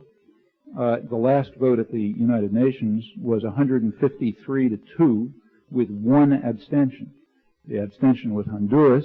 The two were the United States and Israel, and South Africa also opposes it because they're what is at stake if they voted, which they don't. So there's the entire world, all of NATO, all the allies, and so on. And the United States is off the spectrum. What's the issue? Well, the issue is a paragraph in the resolutions which say, nothing in this resolution shall prejudice the rights of people to struggle for self-determination against racist and colonialist regimes and foreign occupation. That's the paragraph. Well, South Africa and the United States are opposed. So therefore, the entire American press is opposed, including all the liberals. And in fact, until Arafat joins us and South Africa off the spectrum of world opinion, it's just the old Arafat hedge again, and plainly you can't have that. He's weaseling out of it again. That's the position of American liberalism, remember. That's the general position when you bother to disentangle all of this and see what's at stake. Now, of course, nobody's going to tell you that. Like, there won't be an editorial on the New York Times about it, and there won't be an op-ed in the Washington Post about it. But if you take the trouble to look at the documents, you'll notice that's precisely what's at stake. And in that point, too, the third point, too, Arafat repeated the old Arafat hedge. They were not going to give up the right to resist occupation. So where we stood on December 14th is exactly where we stood on December 13th, which is, I presume, why the reporters didn't bother reporting anything if my story is correct, if what I heard is correct. But the facts are plain. George Shultz, however, announced that the facts are the opposite of what they are, and that's all it takes. So from then on, all we read about is the seismic change of attitude, the stunning achievement. Arafat accepted our terms, the magic words, and notice that the issues are substantive. If Arafat had indeed accepted the U.S. position, he would have abandoned the right of national self-determination, that is the qualification to 242. He would have accepted the legitimacy of everything that's happened to the Palestinians, not just the fact of it. That's the second point, the right to exist. And he would have renounced the right to support people in a liberated village who throw stones when the Israeli army comes in to try to smash up the popular committees. He would have renounced that right. Plainly he didn't do that, and if he had done that, he would have abandoned everything, which is why the United States claims that he did it. Well, then comes the delaying action that Yitzhak Rabin is happy about. Now, if Rabin is right, we'll turn to the tactical judgment. If Rabin is correct, there will be a return to the prior status quo with U.S. support and media support. That is, if it's possible, by harsh economic measures to put down the Intifada, harsh military and economic measures. Again, suppose that the Peace Now skeptics are correct, and it won't be possible to put it down by violence and pressure. Well, then there's going to be another adjustment of U.S. policy. We'll show ourselves to be a kindler, gentler nation, and we'll adjust to the new realities exactly as in the earlier cases, 1973 and 1982. And all of this will have media applause. That's guaranteed either way, as the record quite amply demonstrates. Well, notice finally that what U.S. citizens decide to do, if they decide to do anything at all, could make quite a large difference. That, however, is another topic, an important one. On this topic, on the present topic, if you take a look at the record and you check the accuracy of what I've just sketched out, as I again very much urge that you do, you'll find it illuminating, I think what you'll find is a very dramatic example extending now over 20 years of how necessary illusions can be crafted and of the terrible human consequences that can ensue.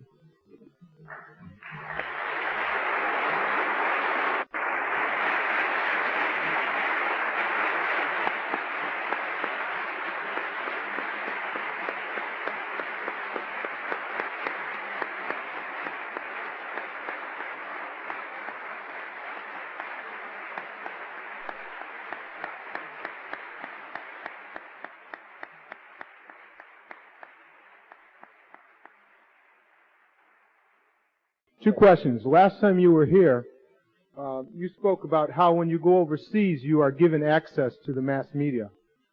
But here, that doesn't seem to be the case.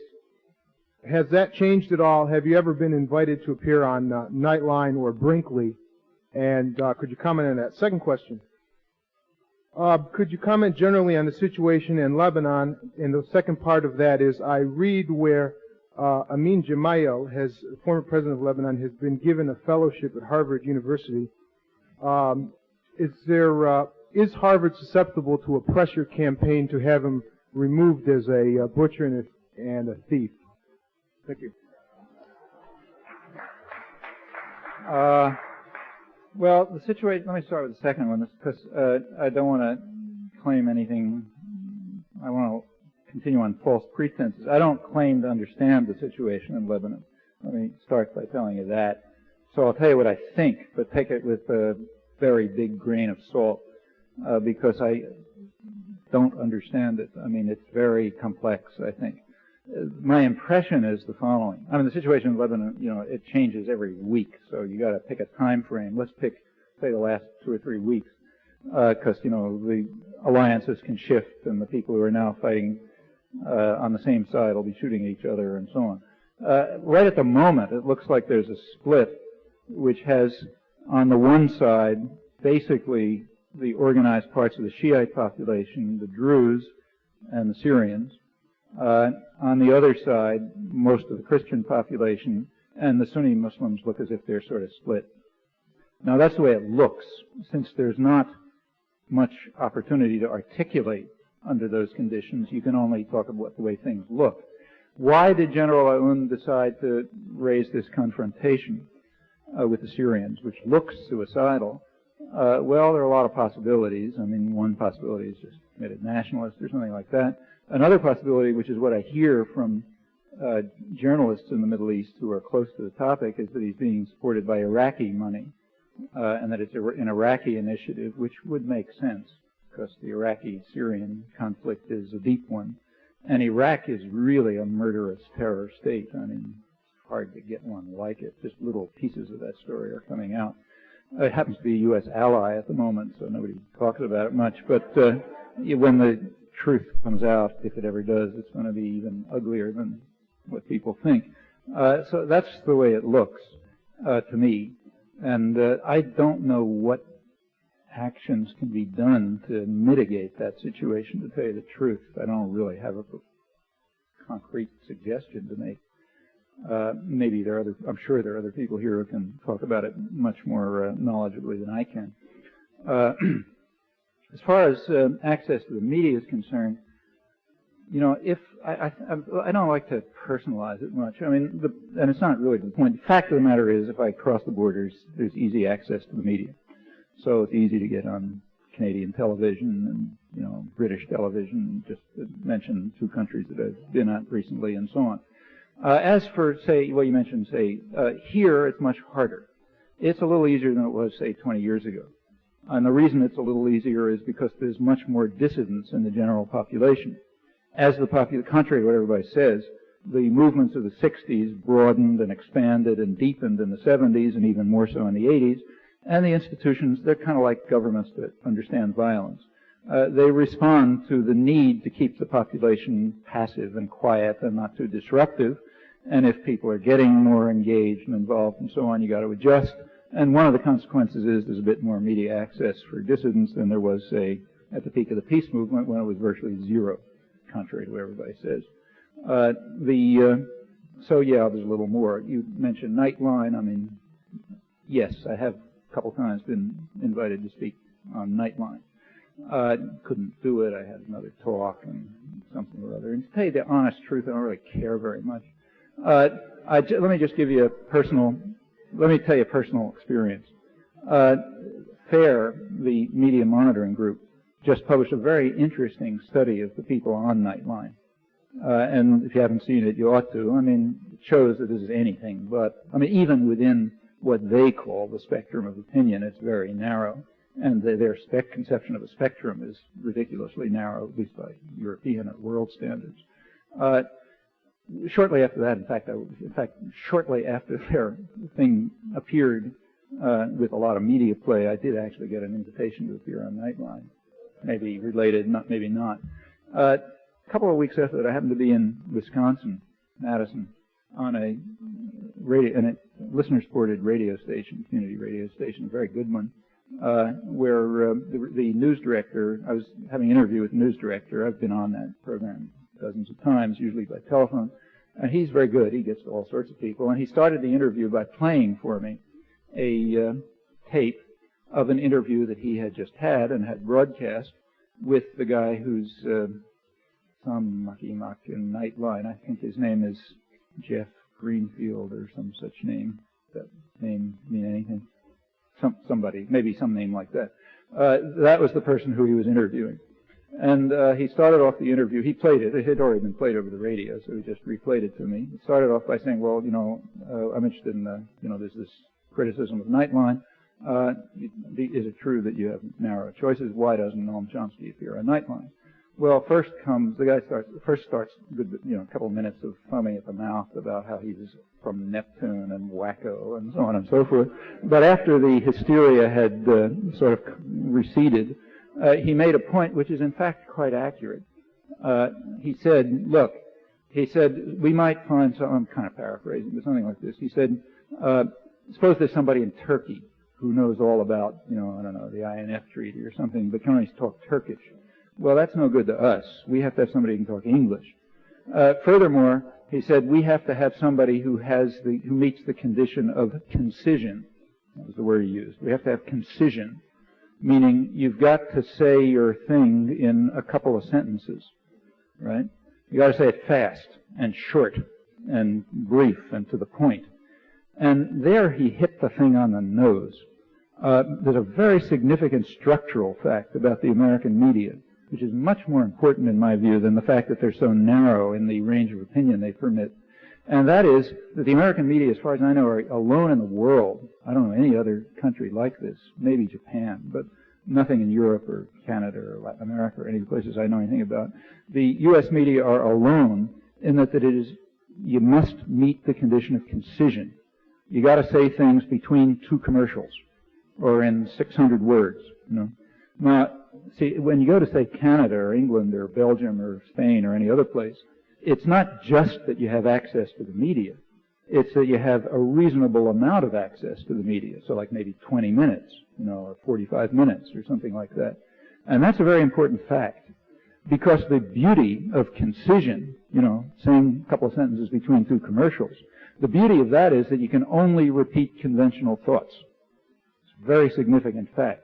If I suppose I get up on Nightline, say, I'm given whatever it is, 2 minutes, and I say Gaddafi's a terrorist, Khomeini's a murderer, et cetera, et cetera. The Russians, invaded Afghanistan, all this sort of stuff. I don't need any evidence. Everybody just nods. Yeah, obviously, they've heard that 10 million times. I said it, I can go on. What should we do about it? Gaddafi's a terrorist, what should we do about it? Okay. And then I can talk about what we should do about it. Standard media clip on terrorism. You don't need any evidence for what you say. If I say the United States is supporting democracy in El Salvador, but have kind of a setback, what should we do about it? You don't need any evidence, right? On the other hand, suppose you say something that just isn't regurgitating conventional pieties. Suppose you say something that's the least bit unexpected or controversial. Suppose you say, yeah, Gaddafi's a minor league terrorist and George Shultz is a major league terrorist. And what should we do about terrorism?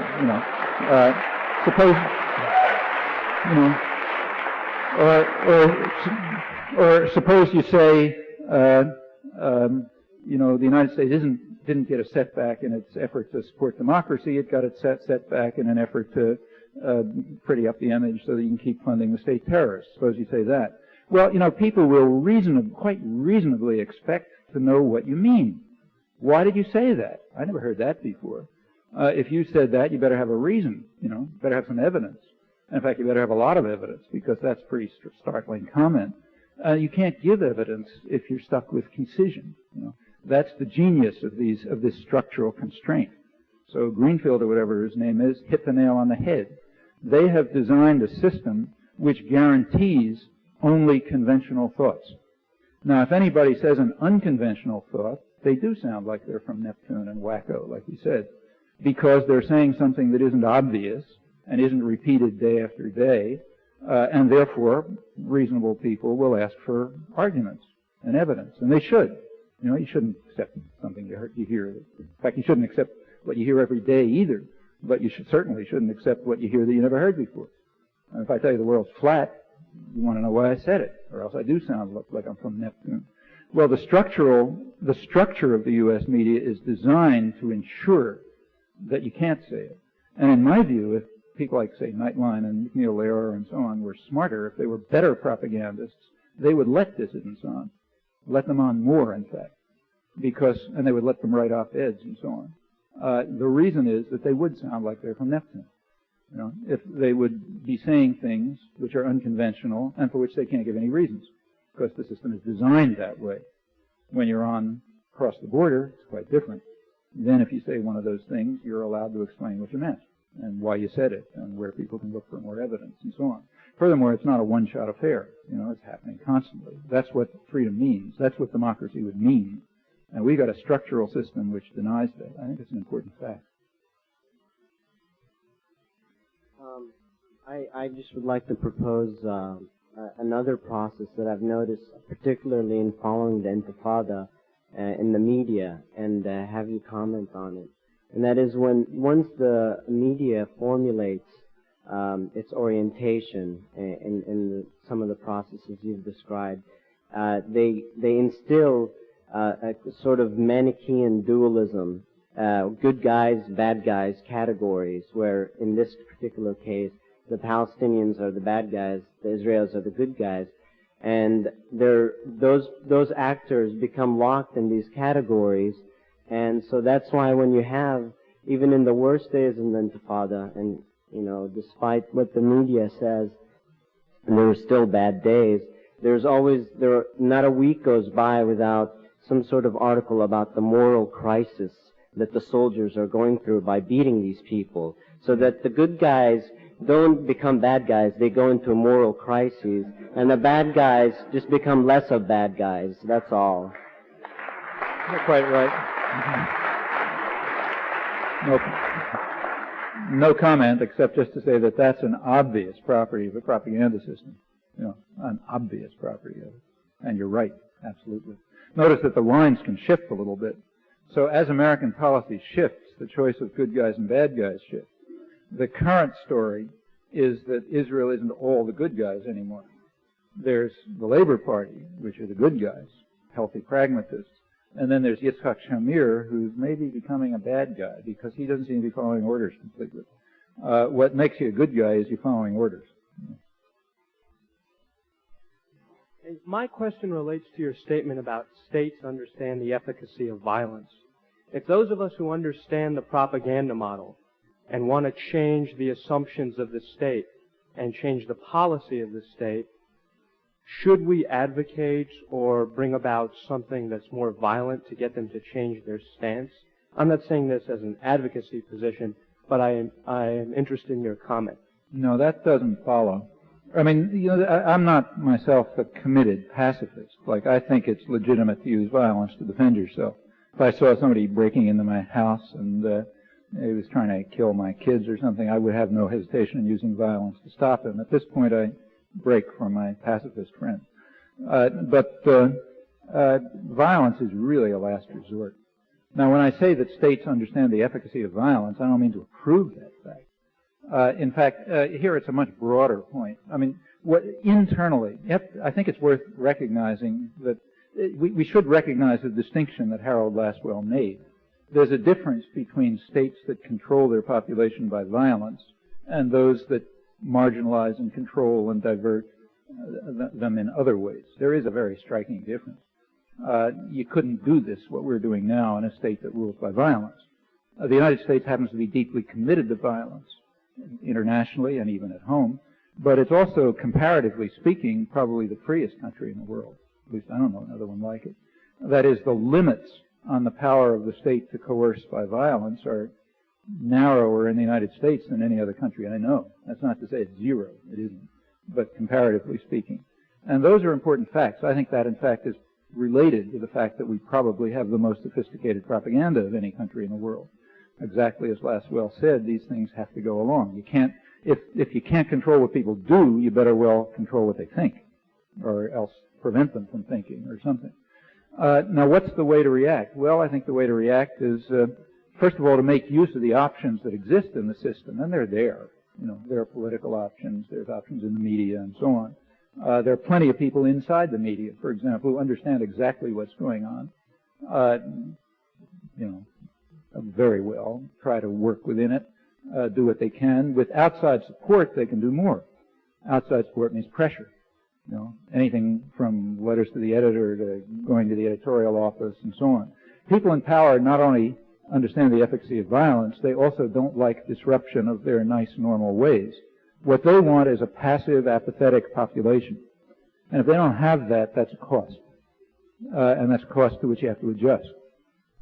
Since you can't instill that by force in the United States, I mean, you can, say, in the ghettos and so on, but for relatively privileged people, you can't do it by force. You have to do it by adjusting. That's the way in which informal politics can create a margin of survival for people who are at the wrong ends of the gun. I mean, say, suppose you're doing Central America solidarity work or something. What you're doing is creating enough pressure and disruption so that the state will have to adjust in order to prevent threats to major interests of power. And they will adjust. That's why the Reagan administration went underground right away, for example, in fear of the domestic enemy, the domestic population. Now, on this issue, and you got to choose, you have to choose what you do based on the issue that you're confronting. This issue, I think, is a different one, to tell you the truth. I think it's a very different one. If you want to talk about how to affect U.S. policy on this issue, I think we should recognize that it's quite different from the Central American issue. In the Central American issue, there's an elite consensus across the board that reform movements cannot be permitted to survive. The Sandinistas cannot be permitted to survive precisely because they were directing resources to the poor, and that's unacceptable. On that, there's unanimity. If you don't agree with that, you're from Neptune. And there you have to respond in a certain way. You have to respond by organizing people, by creating disruption, by making costs, and so on and so forth. This issue is quite different. On this issue, first of all, there's an elite split. There are substantial elements of real power in the United States who have always been in favor of political settlement. It's an unusual case in this respect. That split that I mentioned between Rogers and Kissinger is only symbolic. There's a real split in elite, centers. For example, the oil companies typically have been in favor of political settlement. Now, they're pretty powerful. And with regard to Middle East policy, they're usually very powerful, in fact, dominant. They've lost on this one. People like, say, George Ball are reflecting real interests. They've lost. There are other real interests that prefer to have the conflict maintained and, commit themselves to a strategic asset theory and like to have a mercenary state that they can use to, do things the United States can't do in Guatemala and be a base for U.S. power in the region and interchange intelligence and try out technology and all that kind of stuff. And by and large, they've won. But that's a split. Furthermore, if you look at the U.S. population, most of the population doesn't care. But to the extent that they care, they're about 2-to-1 in favor of a Palestinian state and have always been. But it's not a deep commitment, so it's sort of irrelevant politically. So here you have a situation where there's an elite split. If we're talking about a diplomatic settlement, then that means some kind of, two-state settlement, probably with some kind of confederation or something on that order. If we're talking about a non-rejectionist settlement, a settlement which recognizes the right of national self-determination of both people and safeguards it and so on, you got most of the population on your side to begin with. You have powerful elements of American corporate power, for example, which typically run the government, on your side to begin with, and it's a different sort of issue. In fact, what has held this issue, I think this is one of the very unusual cases, almost rare, maybe unique cases, in which the near unanimity in educated circles, particular liberal educated circles, has swung the balance. There's been virtually no discussion or debate over this issue. In fact, until very recently, you couldn't even talk about it because you'd get, assassinated. I mean, not with a gun, but verbal assassination, and that's tough. It means that politicians don't want to speak up because they can't live with that, and journalists don't want to write because you can't take all that stuff, and other people just don't want to get involved. You don't want to be the target of vast amounts of vilification and lies and denunciations and so on and so forth. It's just unpleasant. Not a nice way to live. And if you're in public life, you can't live that way. There's no way to answer it. Notice that if people throw slime at you, there's no way to respond. You can't say, it's not there. Nobody's going to follow the details of an argument. I mean, anybody who slings mud understands that. You always win. You can't lose, especially when you've got control of the media. And in this case, the media have reflected articulate intellectual opinion, including the liberal media. There's basically been no discussion. That's why it's been possible to suppress the history so completely. Let me give you some examples of what's happened. It's actually a very interesting study done at Georgetown a couple of years ago by Montague Kern. No, there's a study done at Georgetown by a person, I don't know if it's a man or a woman, named Montague Kern. Woman? Yeah. A very extremely interesting study. It was done, must have been done around 79 or approximately then. It's a study of, it's one of the most interesting media studies I know.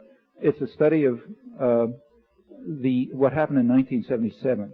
It was very interesting what happened. In October 1977, when Carter came into office, it looked as if he was going to move towards the international consensus and call for a political settlement. It looked like that. And in October 1977, there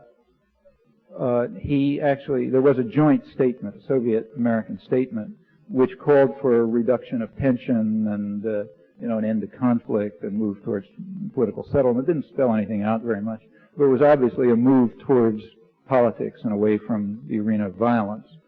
Well, the reaction to that was kind of interesting. First of all, Israel was vehemently opposed to it. The whole Israeli lobby here, which is not Jews, much broader, the Israeli lobby was vehemently opposed to it. And they got organized, and they largely dominate the media. And then comes Montague Kern's study. She studied the way the media treated this issue. Now, typically, on just about every issue, when the President of the United States is in conflict with somebody else outside, say another country, the way the media work is, you turn on the television tube and there's the President or, spokesman for the President giving the official line, and you go on with that, and you get commentators endorsing it. And then in the interest of fairness, sort of at the end of the program, right after the last ad, you get the other guys who can say 3 words, That's the usual way it's done. In this case, it was the opposite. The primary focus was on the Israeli spokesman and the Americans who supported them. And then towards the end, Jimmy Carter was allowed in to make a kind of a plea that, maybe he's not totally from Neptune again. And that's basically what she documents. Now, that's unusual. In fact, it's unique. I don't even know of another case like it. And what that reflects is something that happened in the educated part of the community.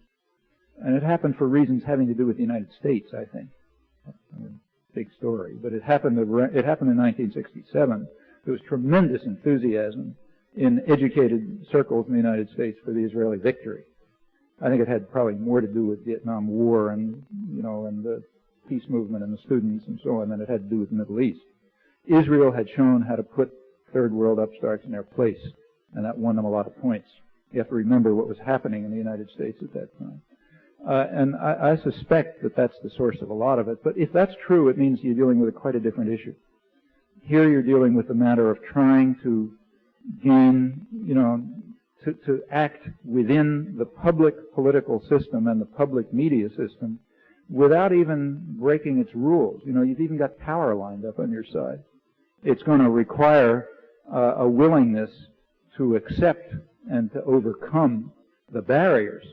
The barriers that are imposed by the cultural managers themselves. But they're not very powerful. They're powerful only when they're not challenged. And I think they can be challenged on this. If that's correct, that suggests quite different tactics. It suggests information, pressures, writing, speaking, organizing people in communities, things like that. And I think it could happen on this issue and could lead to a shift in policy. Different issues require different tactics, and you got to really think it through.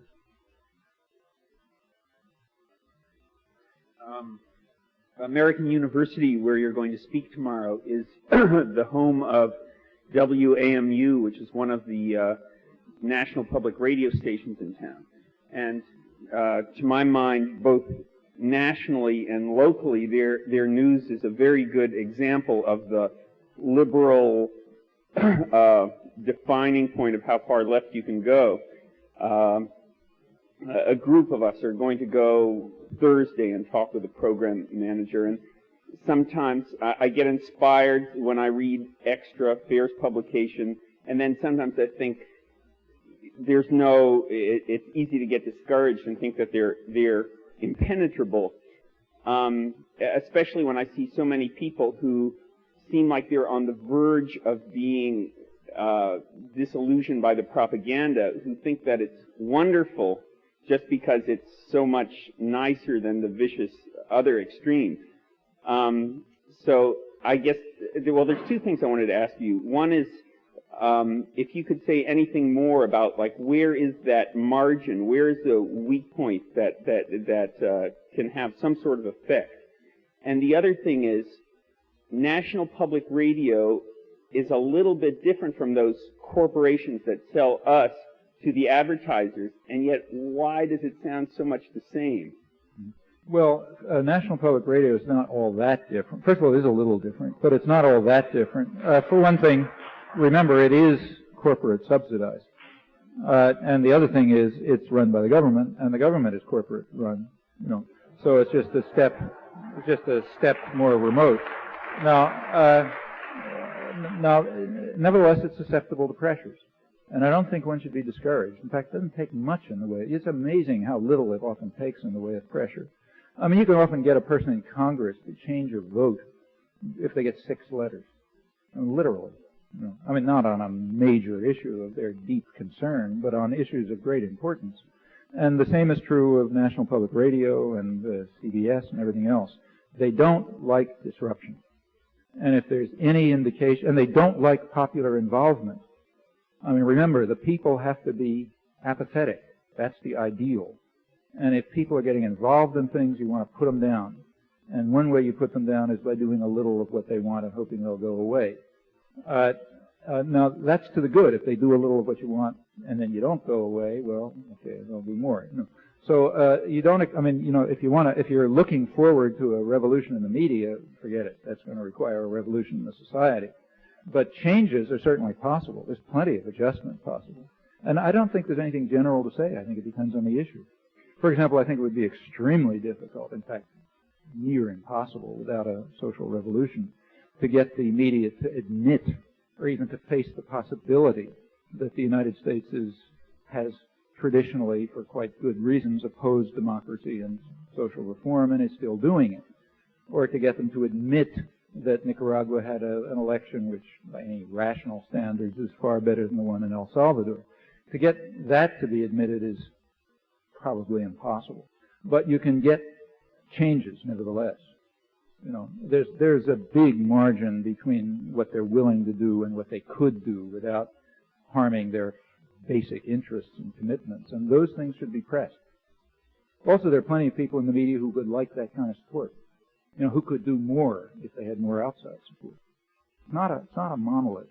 One of the effects of the 60s, remember, is that a lot of people who came out, that was a big experience for lots of people. I think it extended in the 70s and even more in the 80s. But the effect is that a lot of people have come through those experiences, and they see things differently. And they're older, and they're inside the society now. And you know, they would like to see things change, not revolutionary changes. They just like to see modifications. And that gives lots of options that weren't there before. So these trips of yours down to the offices, I expect will have an effect. Not in one shot. You know, you got to keep at it. You got to be dedicated. Then it can have an effect.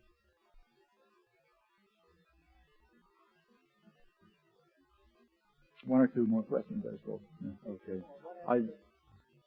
I'd just like to pick up on your last comment on social revolution, and I'd like to know what you mean won by a social revolution.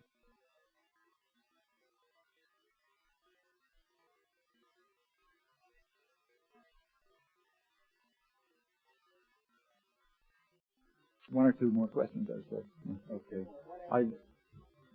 I'd just like to pick up on your last comment on social revolution, and I'd like to know what you mean won by a social revolution and what it would take.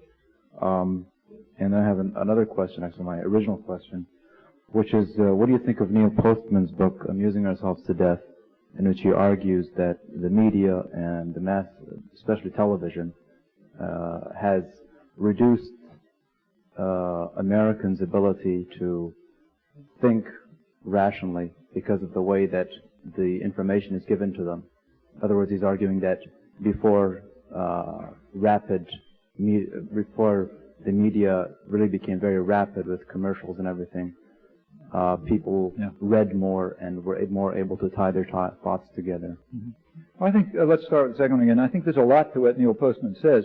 Remember, I started off by saying I was going to talk about the elite media, the agenda-setting media.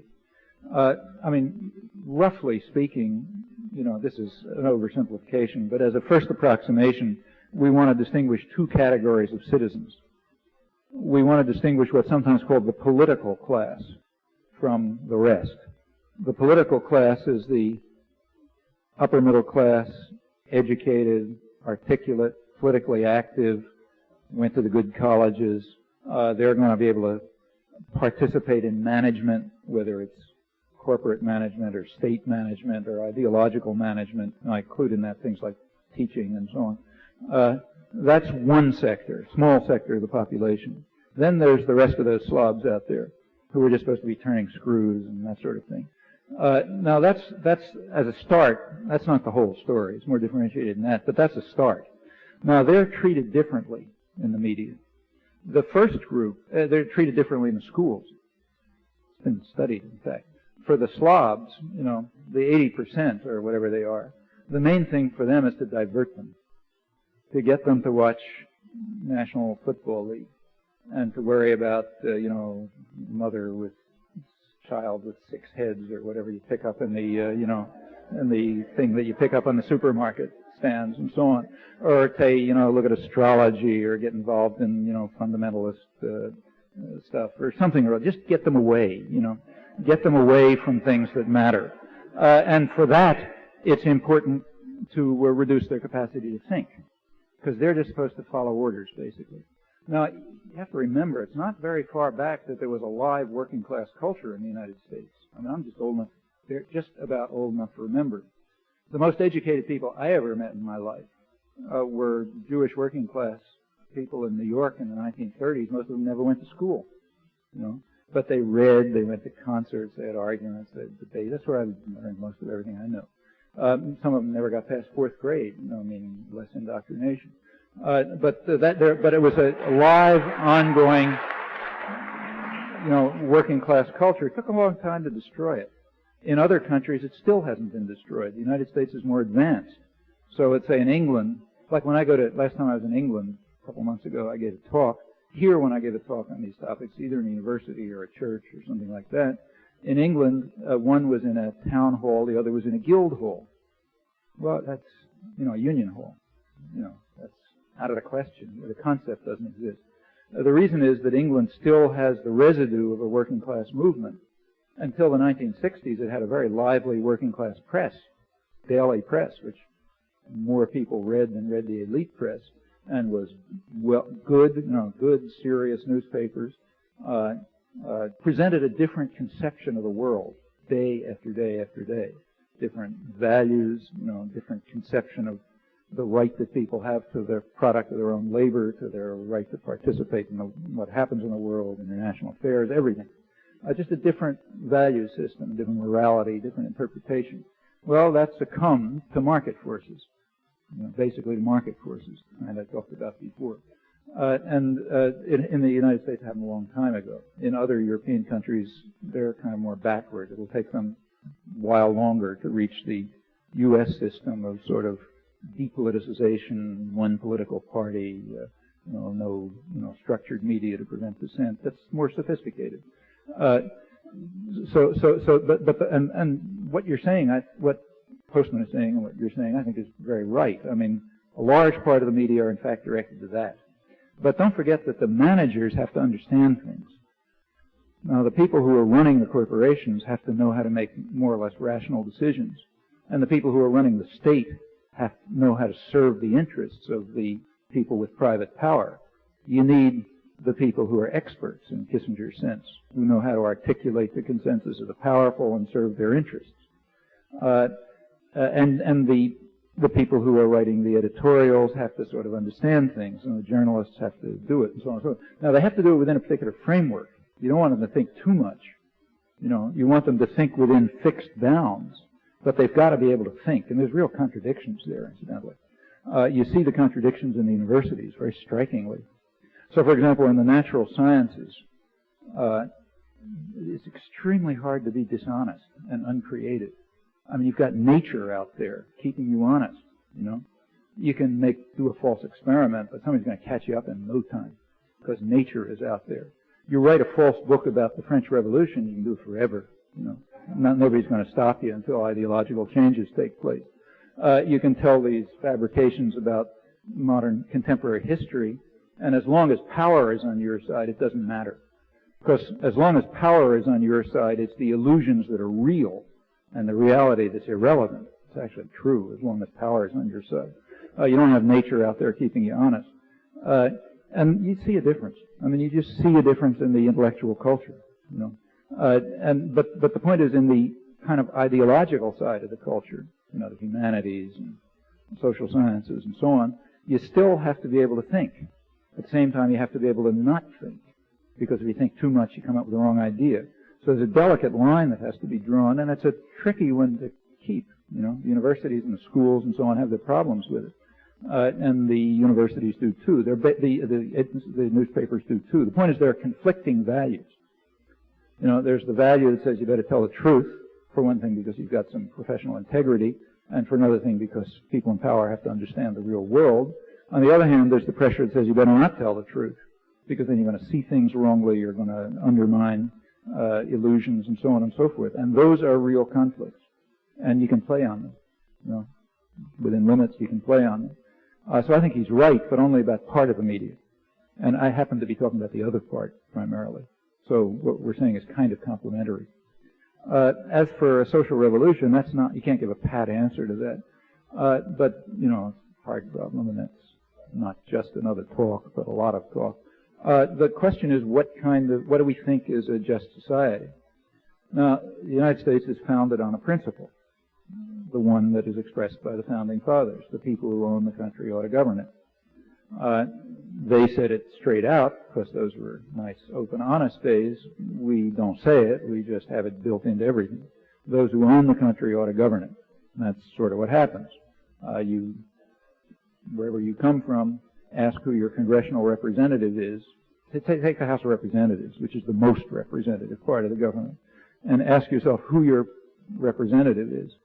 And chances are you're going, and ask what that representative is going to do if he, or less likely she, is voted out of office, which is a very rare event since we basically have a one-party system with no replacement. But suppose it happens, what are they going to do? Is that person going to become a truck driver, or a grocery store clerk, or a farm laborer, or assembly line worker, or something like that? Chances are no. Chances are that person's going to go back to work in a corporate law office, or some managerial position, or somewhere else in the state system, or something like that. Maybe a professor at a university or something. But one of the tiny, narrow, elite professions. And that means that's who they're representing. Now, that was a live issue in the 18th century. Very live issue. That was a live issue in the years after the American Revolution. You take a look back at the struggles at the time of the Articles of the Confederation and federalism and so on, and those were some of the issues that were being fought about. The question was, are people going to be represented by people like themselves? Or are they going to be represented by the gentry, the aristocrats, the rich, and so on? Well, the Federalists won. Even despite their electoral defeat, they basically won. People were represented by the rich. The same thing happened in the English Revolution of the 17th century. In fact, it happens in every revolution. You take a look at any revolution you want, you'll find conflicts among elites. And then you've got this mass of a population who wants to get rid of all of them, and they usually lose. And one or the other of the elite groups takes power. They can call themselves Bolsheviks or some other thing. But one or another of the elites takes power, and the general population, the kind of radical Democrats, usually lose. They may not lose everything, like they make some gains, but they don't gain the right to be represented by people like themselves, to have direct participation, to eliminate the very notion of coercion and power. They don't, so far in history, they haven't gained that. And that's what a social revolution would be, I think. It would be realizing the actual ideals of the Enlightenment and of the early revolutionary period.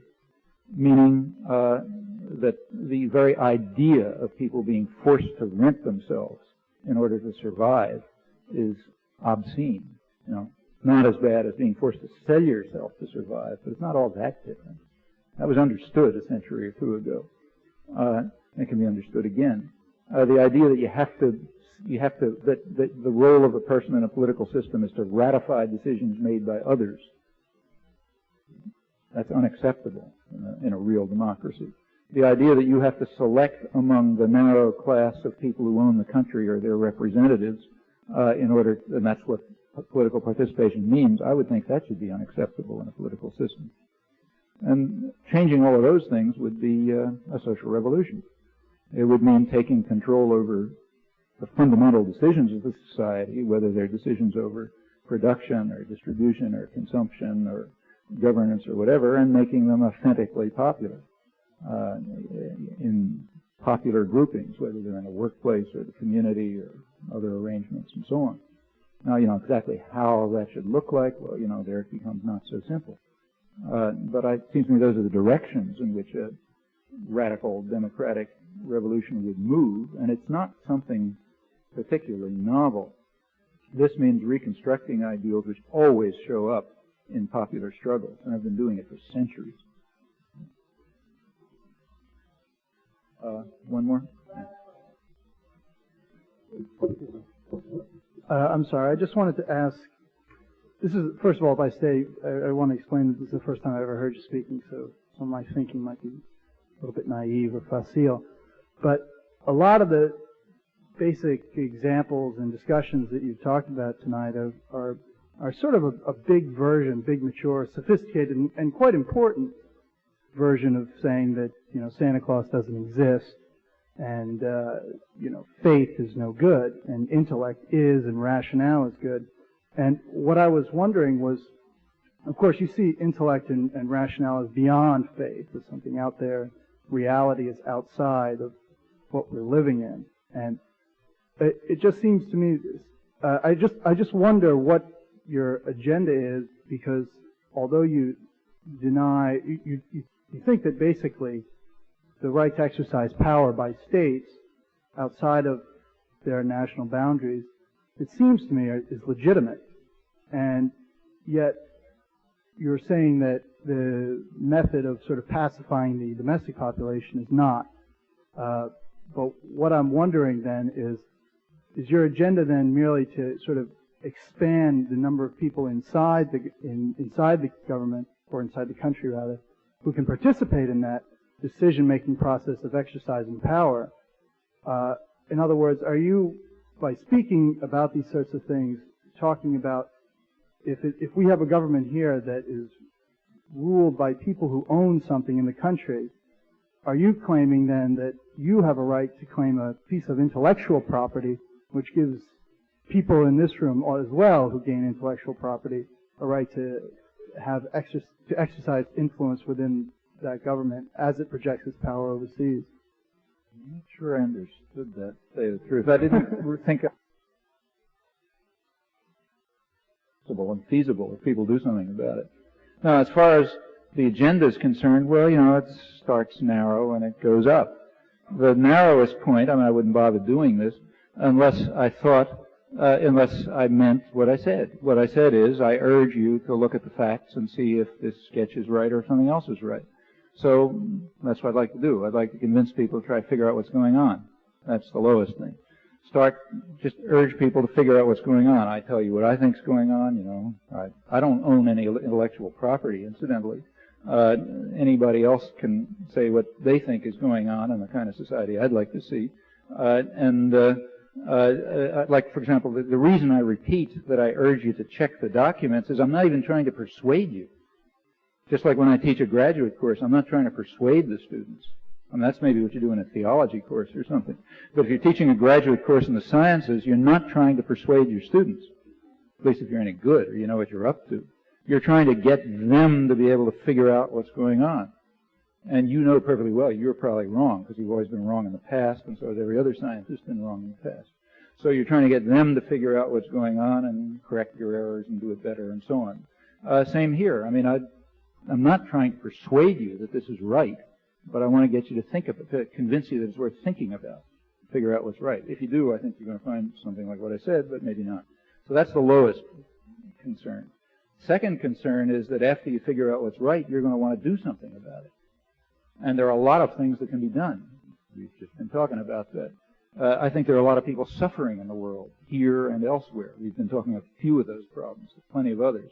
Many of the people who are suffering because of us.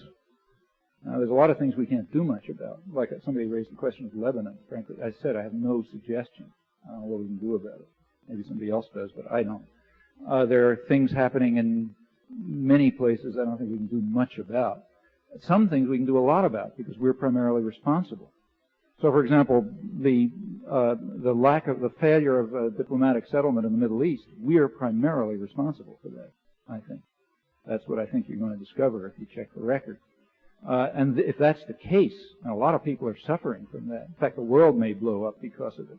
Very threatening situation, quite apart from the local victims. If that's in fact the case, there's a lot that we can do about it. And I'd like to see people do it.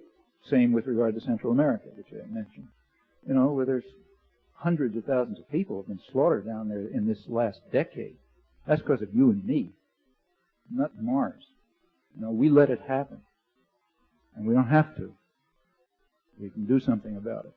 There are other things where it's less easy to do it. As for your general principle, I don't agree that states have a right to exert force across their borders. I really don't agree with that. And furthermore, see, if the word conservative, which in my view is an honorable word, if it hadn't lost its meaning entirely and been turned into its opposite, like peace process, we would recognize that to be a very conservative position. In fact, that's part of the supreme law of the land in the United States. If you're a law-abiding person, you just think we have a reasonably good system of laws. You agree that it's a war crime kind of thing for which people were hanged at Nuremberg for a state to exercise force beyond its boundaries. Therefore, it's kind of surprising that people think that's legitimate. I mean, was Hitler legitimate? That's what the Nazis were tried for exerting force beyond their boundaries. It was a post hoc decision, so you could claim it's fraudulent. And in fact, there's a lot of fakery about it. But the principles which are enshrined in the UN Charter, which is a valid treaty and therefore the supreme law of the land, are very clear about this. Now, they leave some margin of debate, like anything does, but they're quite clear. They specify the cases where states, they begin by accepting the international system. Well, I think that's a transitory system that ought to be improved, but let's begin by accepting it.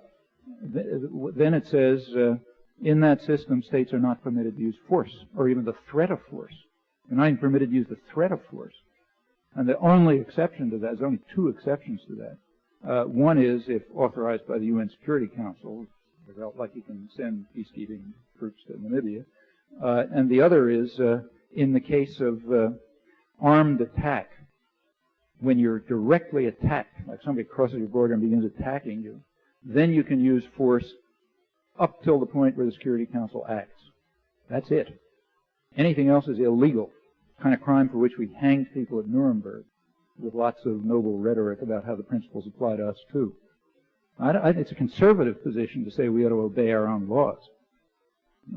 And to say blandly states have a right to exert force in international affairs is to say the Nuremberg trials were wrong. Wrong in principle. It's perfectly okay for Hitler and the Japanese to do what they did. It was a mistake to condemn them. I don't agree with that. There's a lot wrong with the international system and international law, but those things are right. And I think we ought to try to live up to them. We could play a constructive role in world affairs, in theory. And if we could get our boots off people's necks, then we could start talking about how to do that. But to exert force or to carry out embargoes and that kind of stuff, that's just flat wrong. In fact, there's a World Court decision which the United States rejects because we're a lawless state, demanding that we stop the unlawful use of force. Kind of interesting that nobody cares about that because we take for granted that we're a lawless state. But I don't think we should.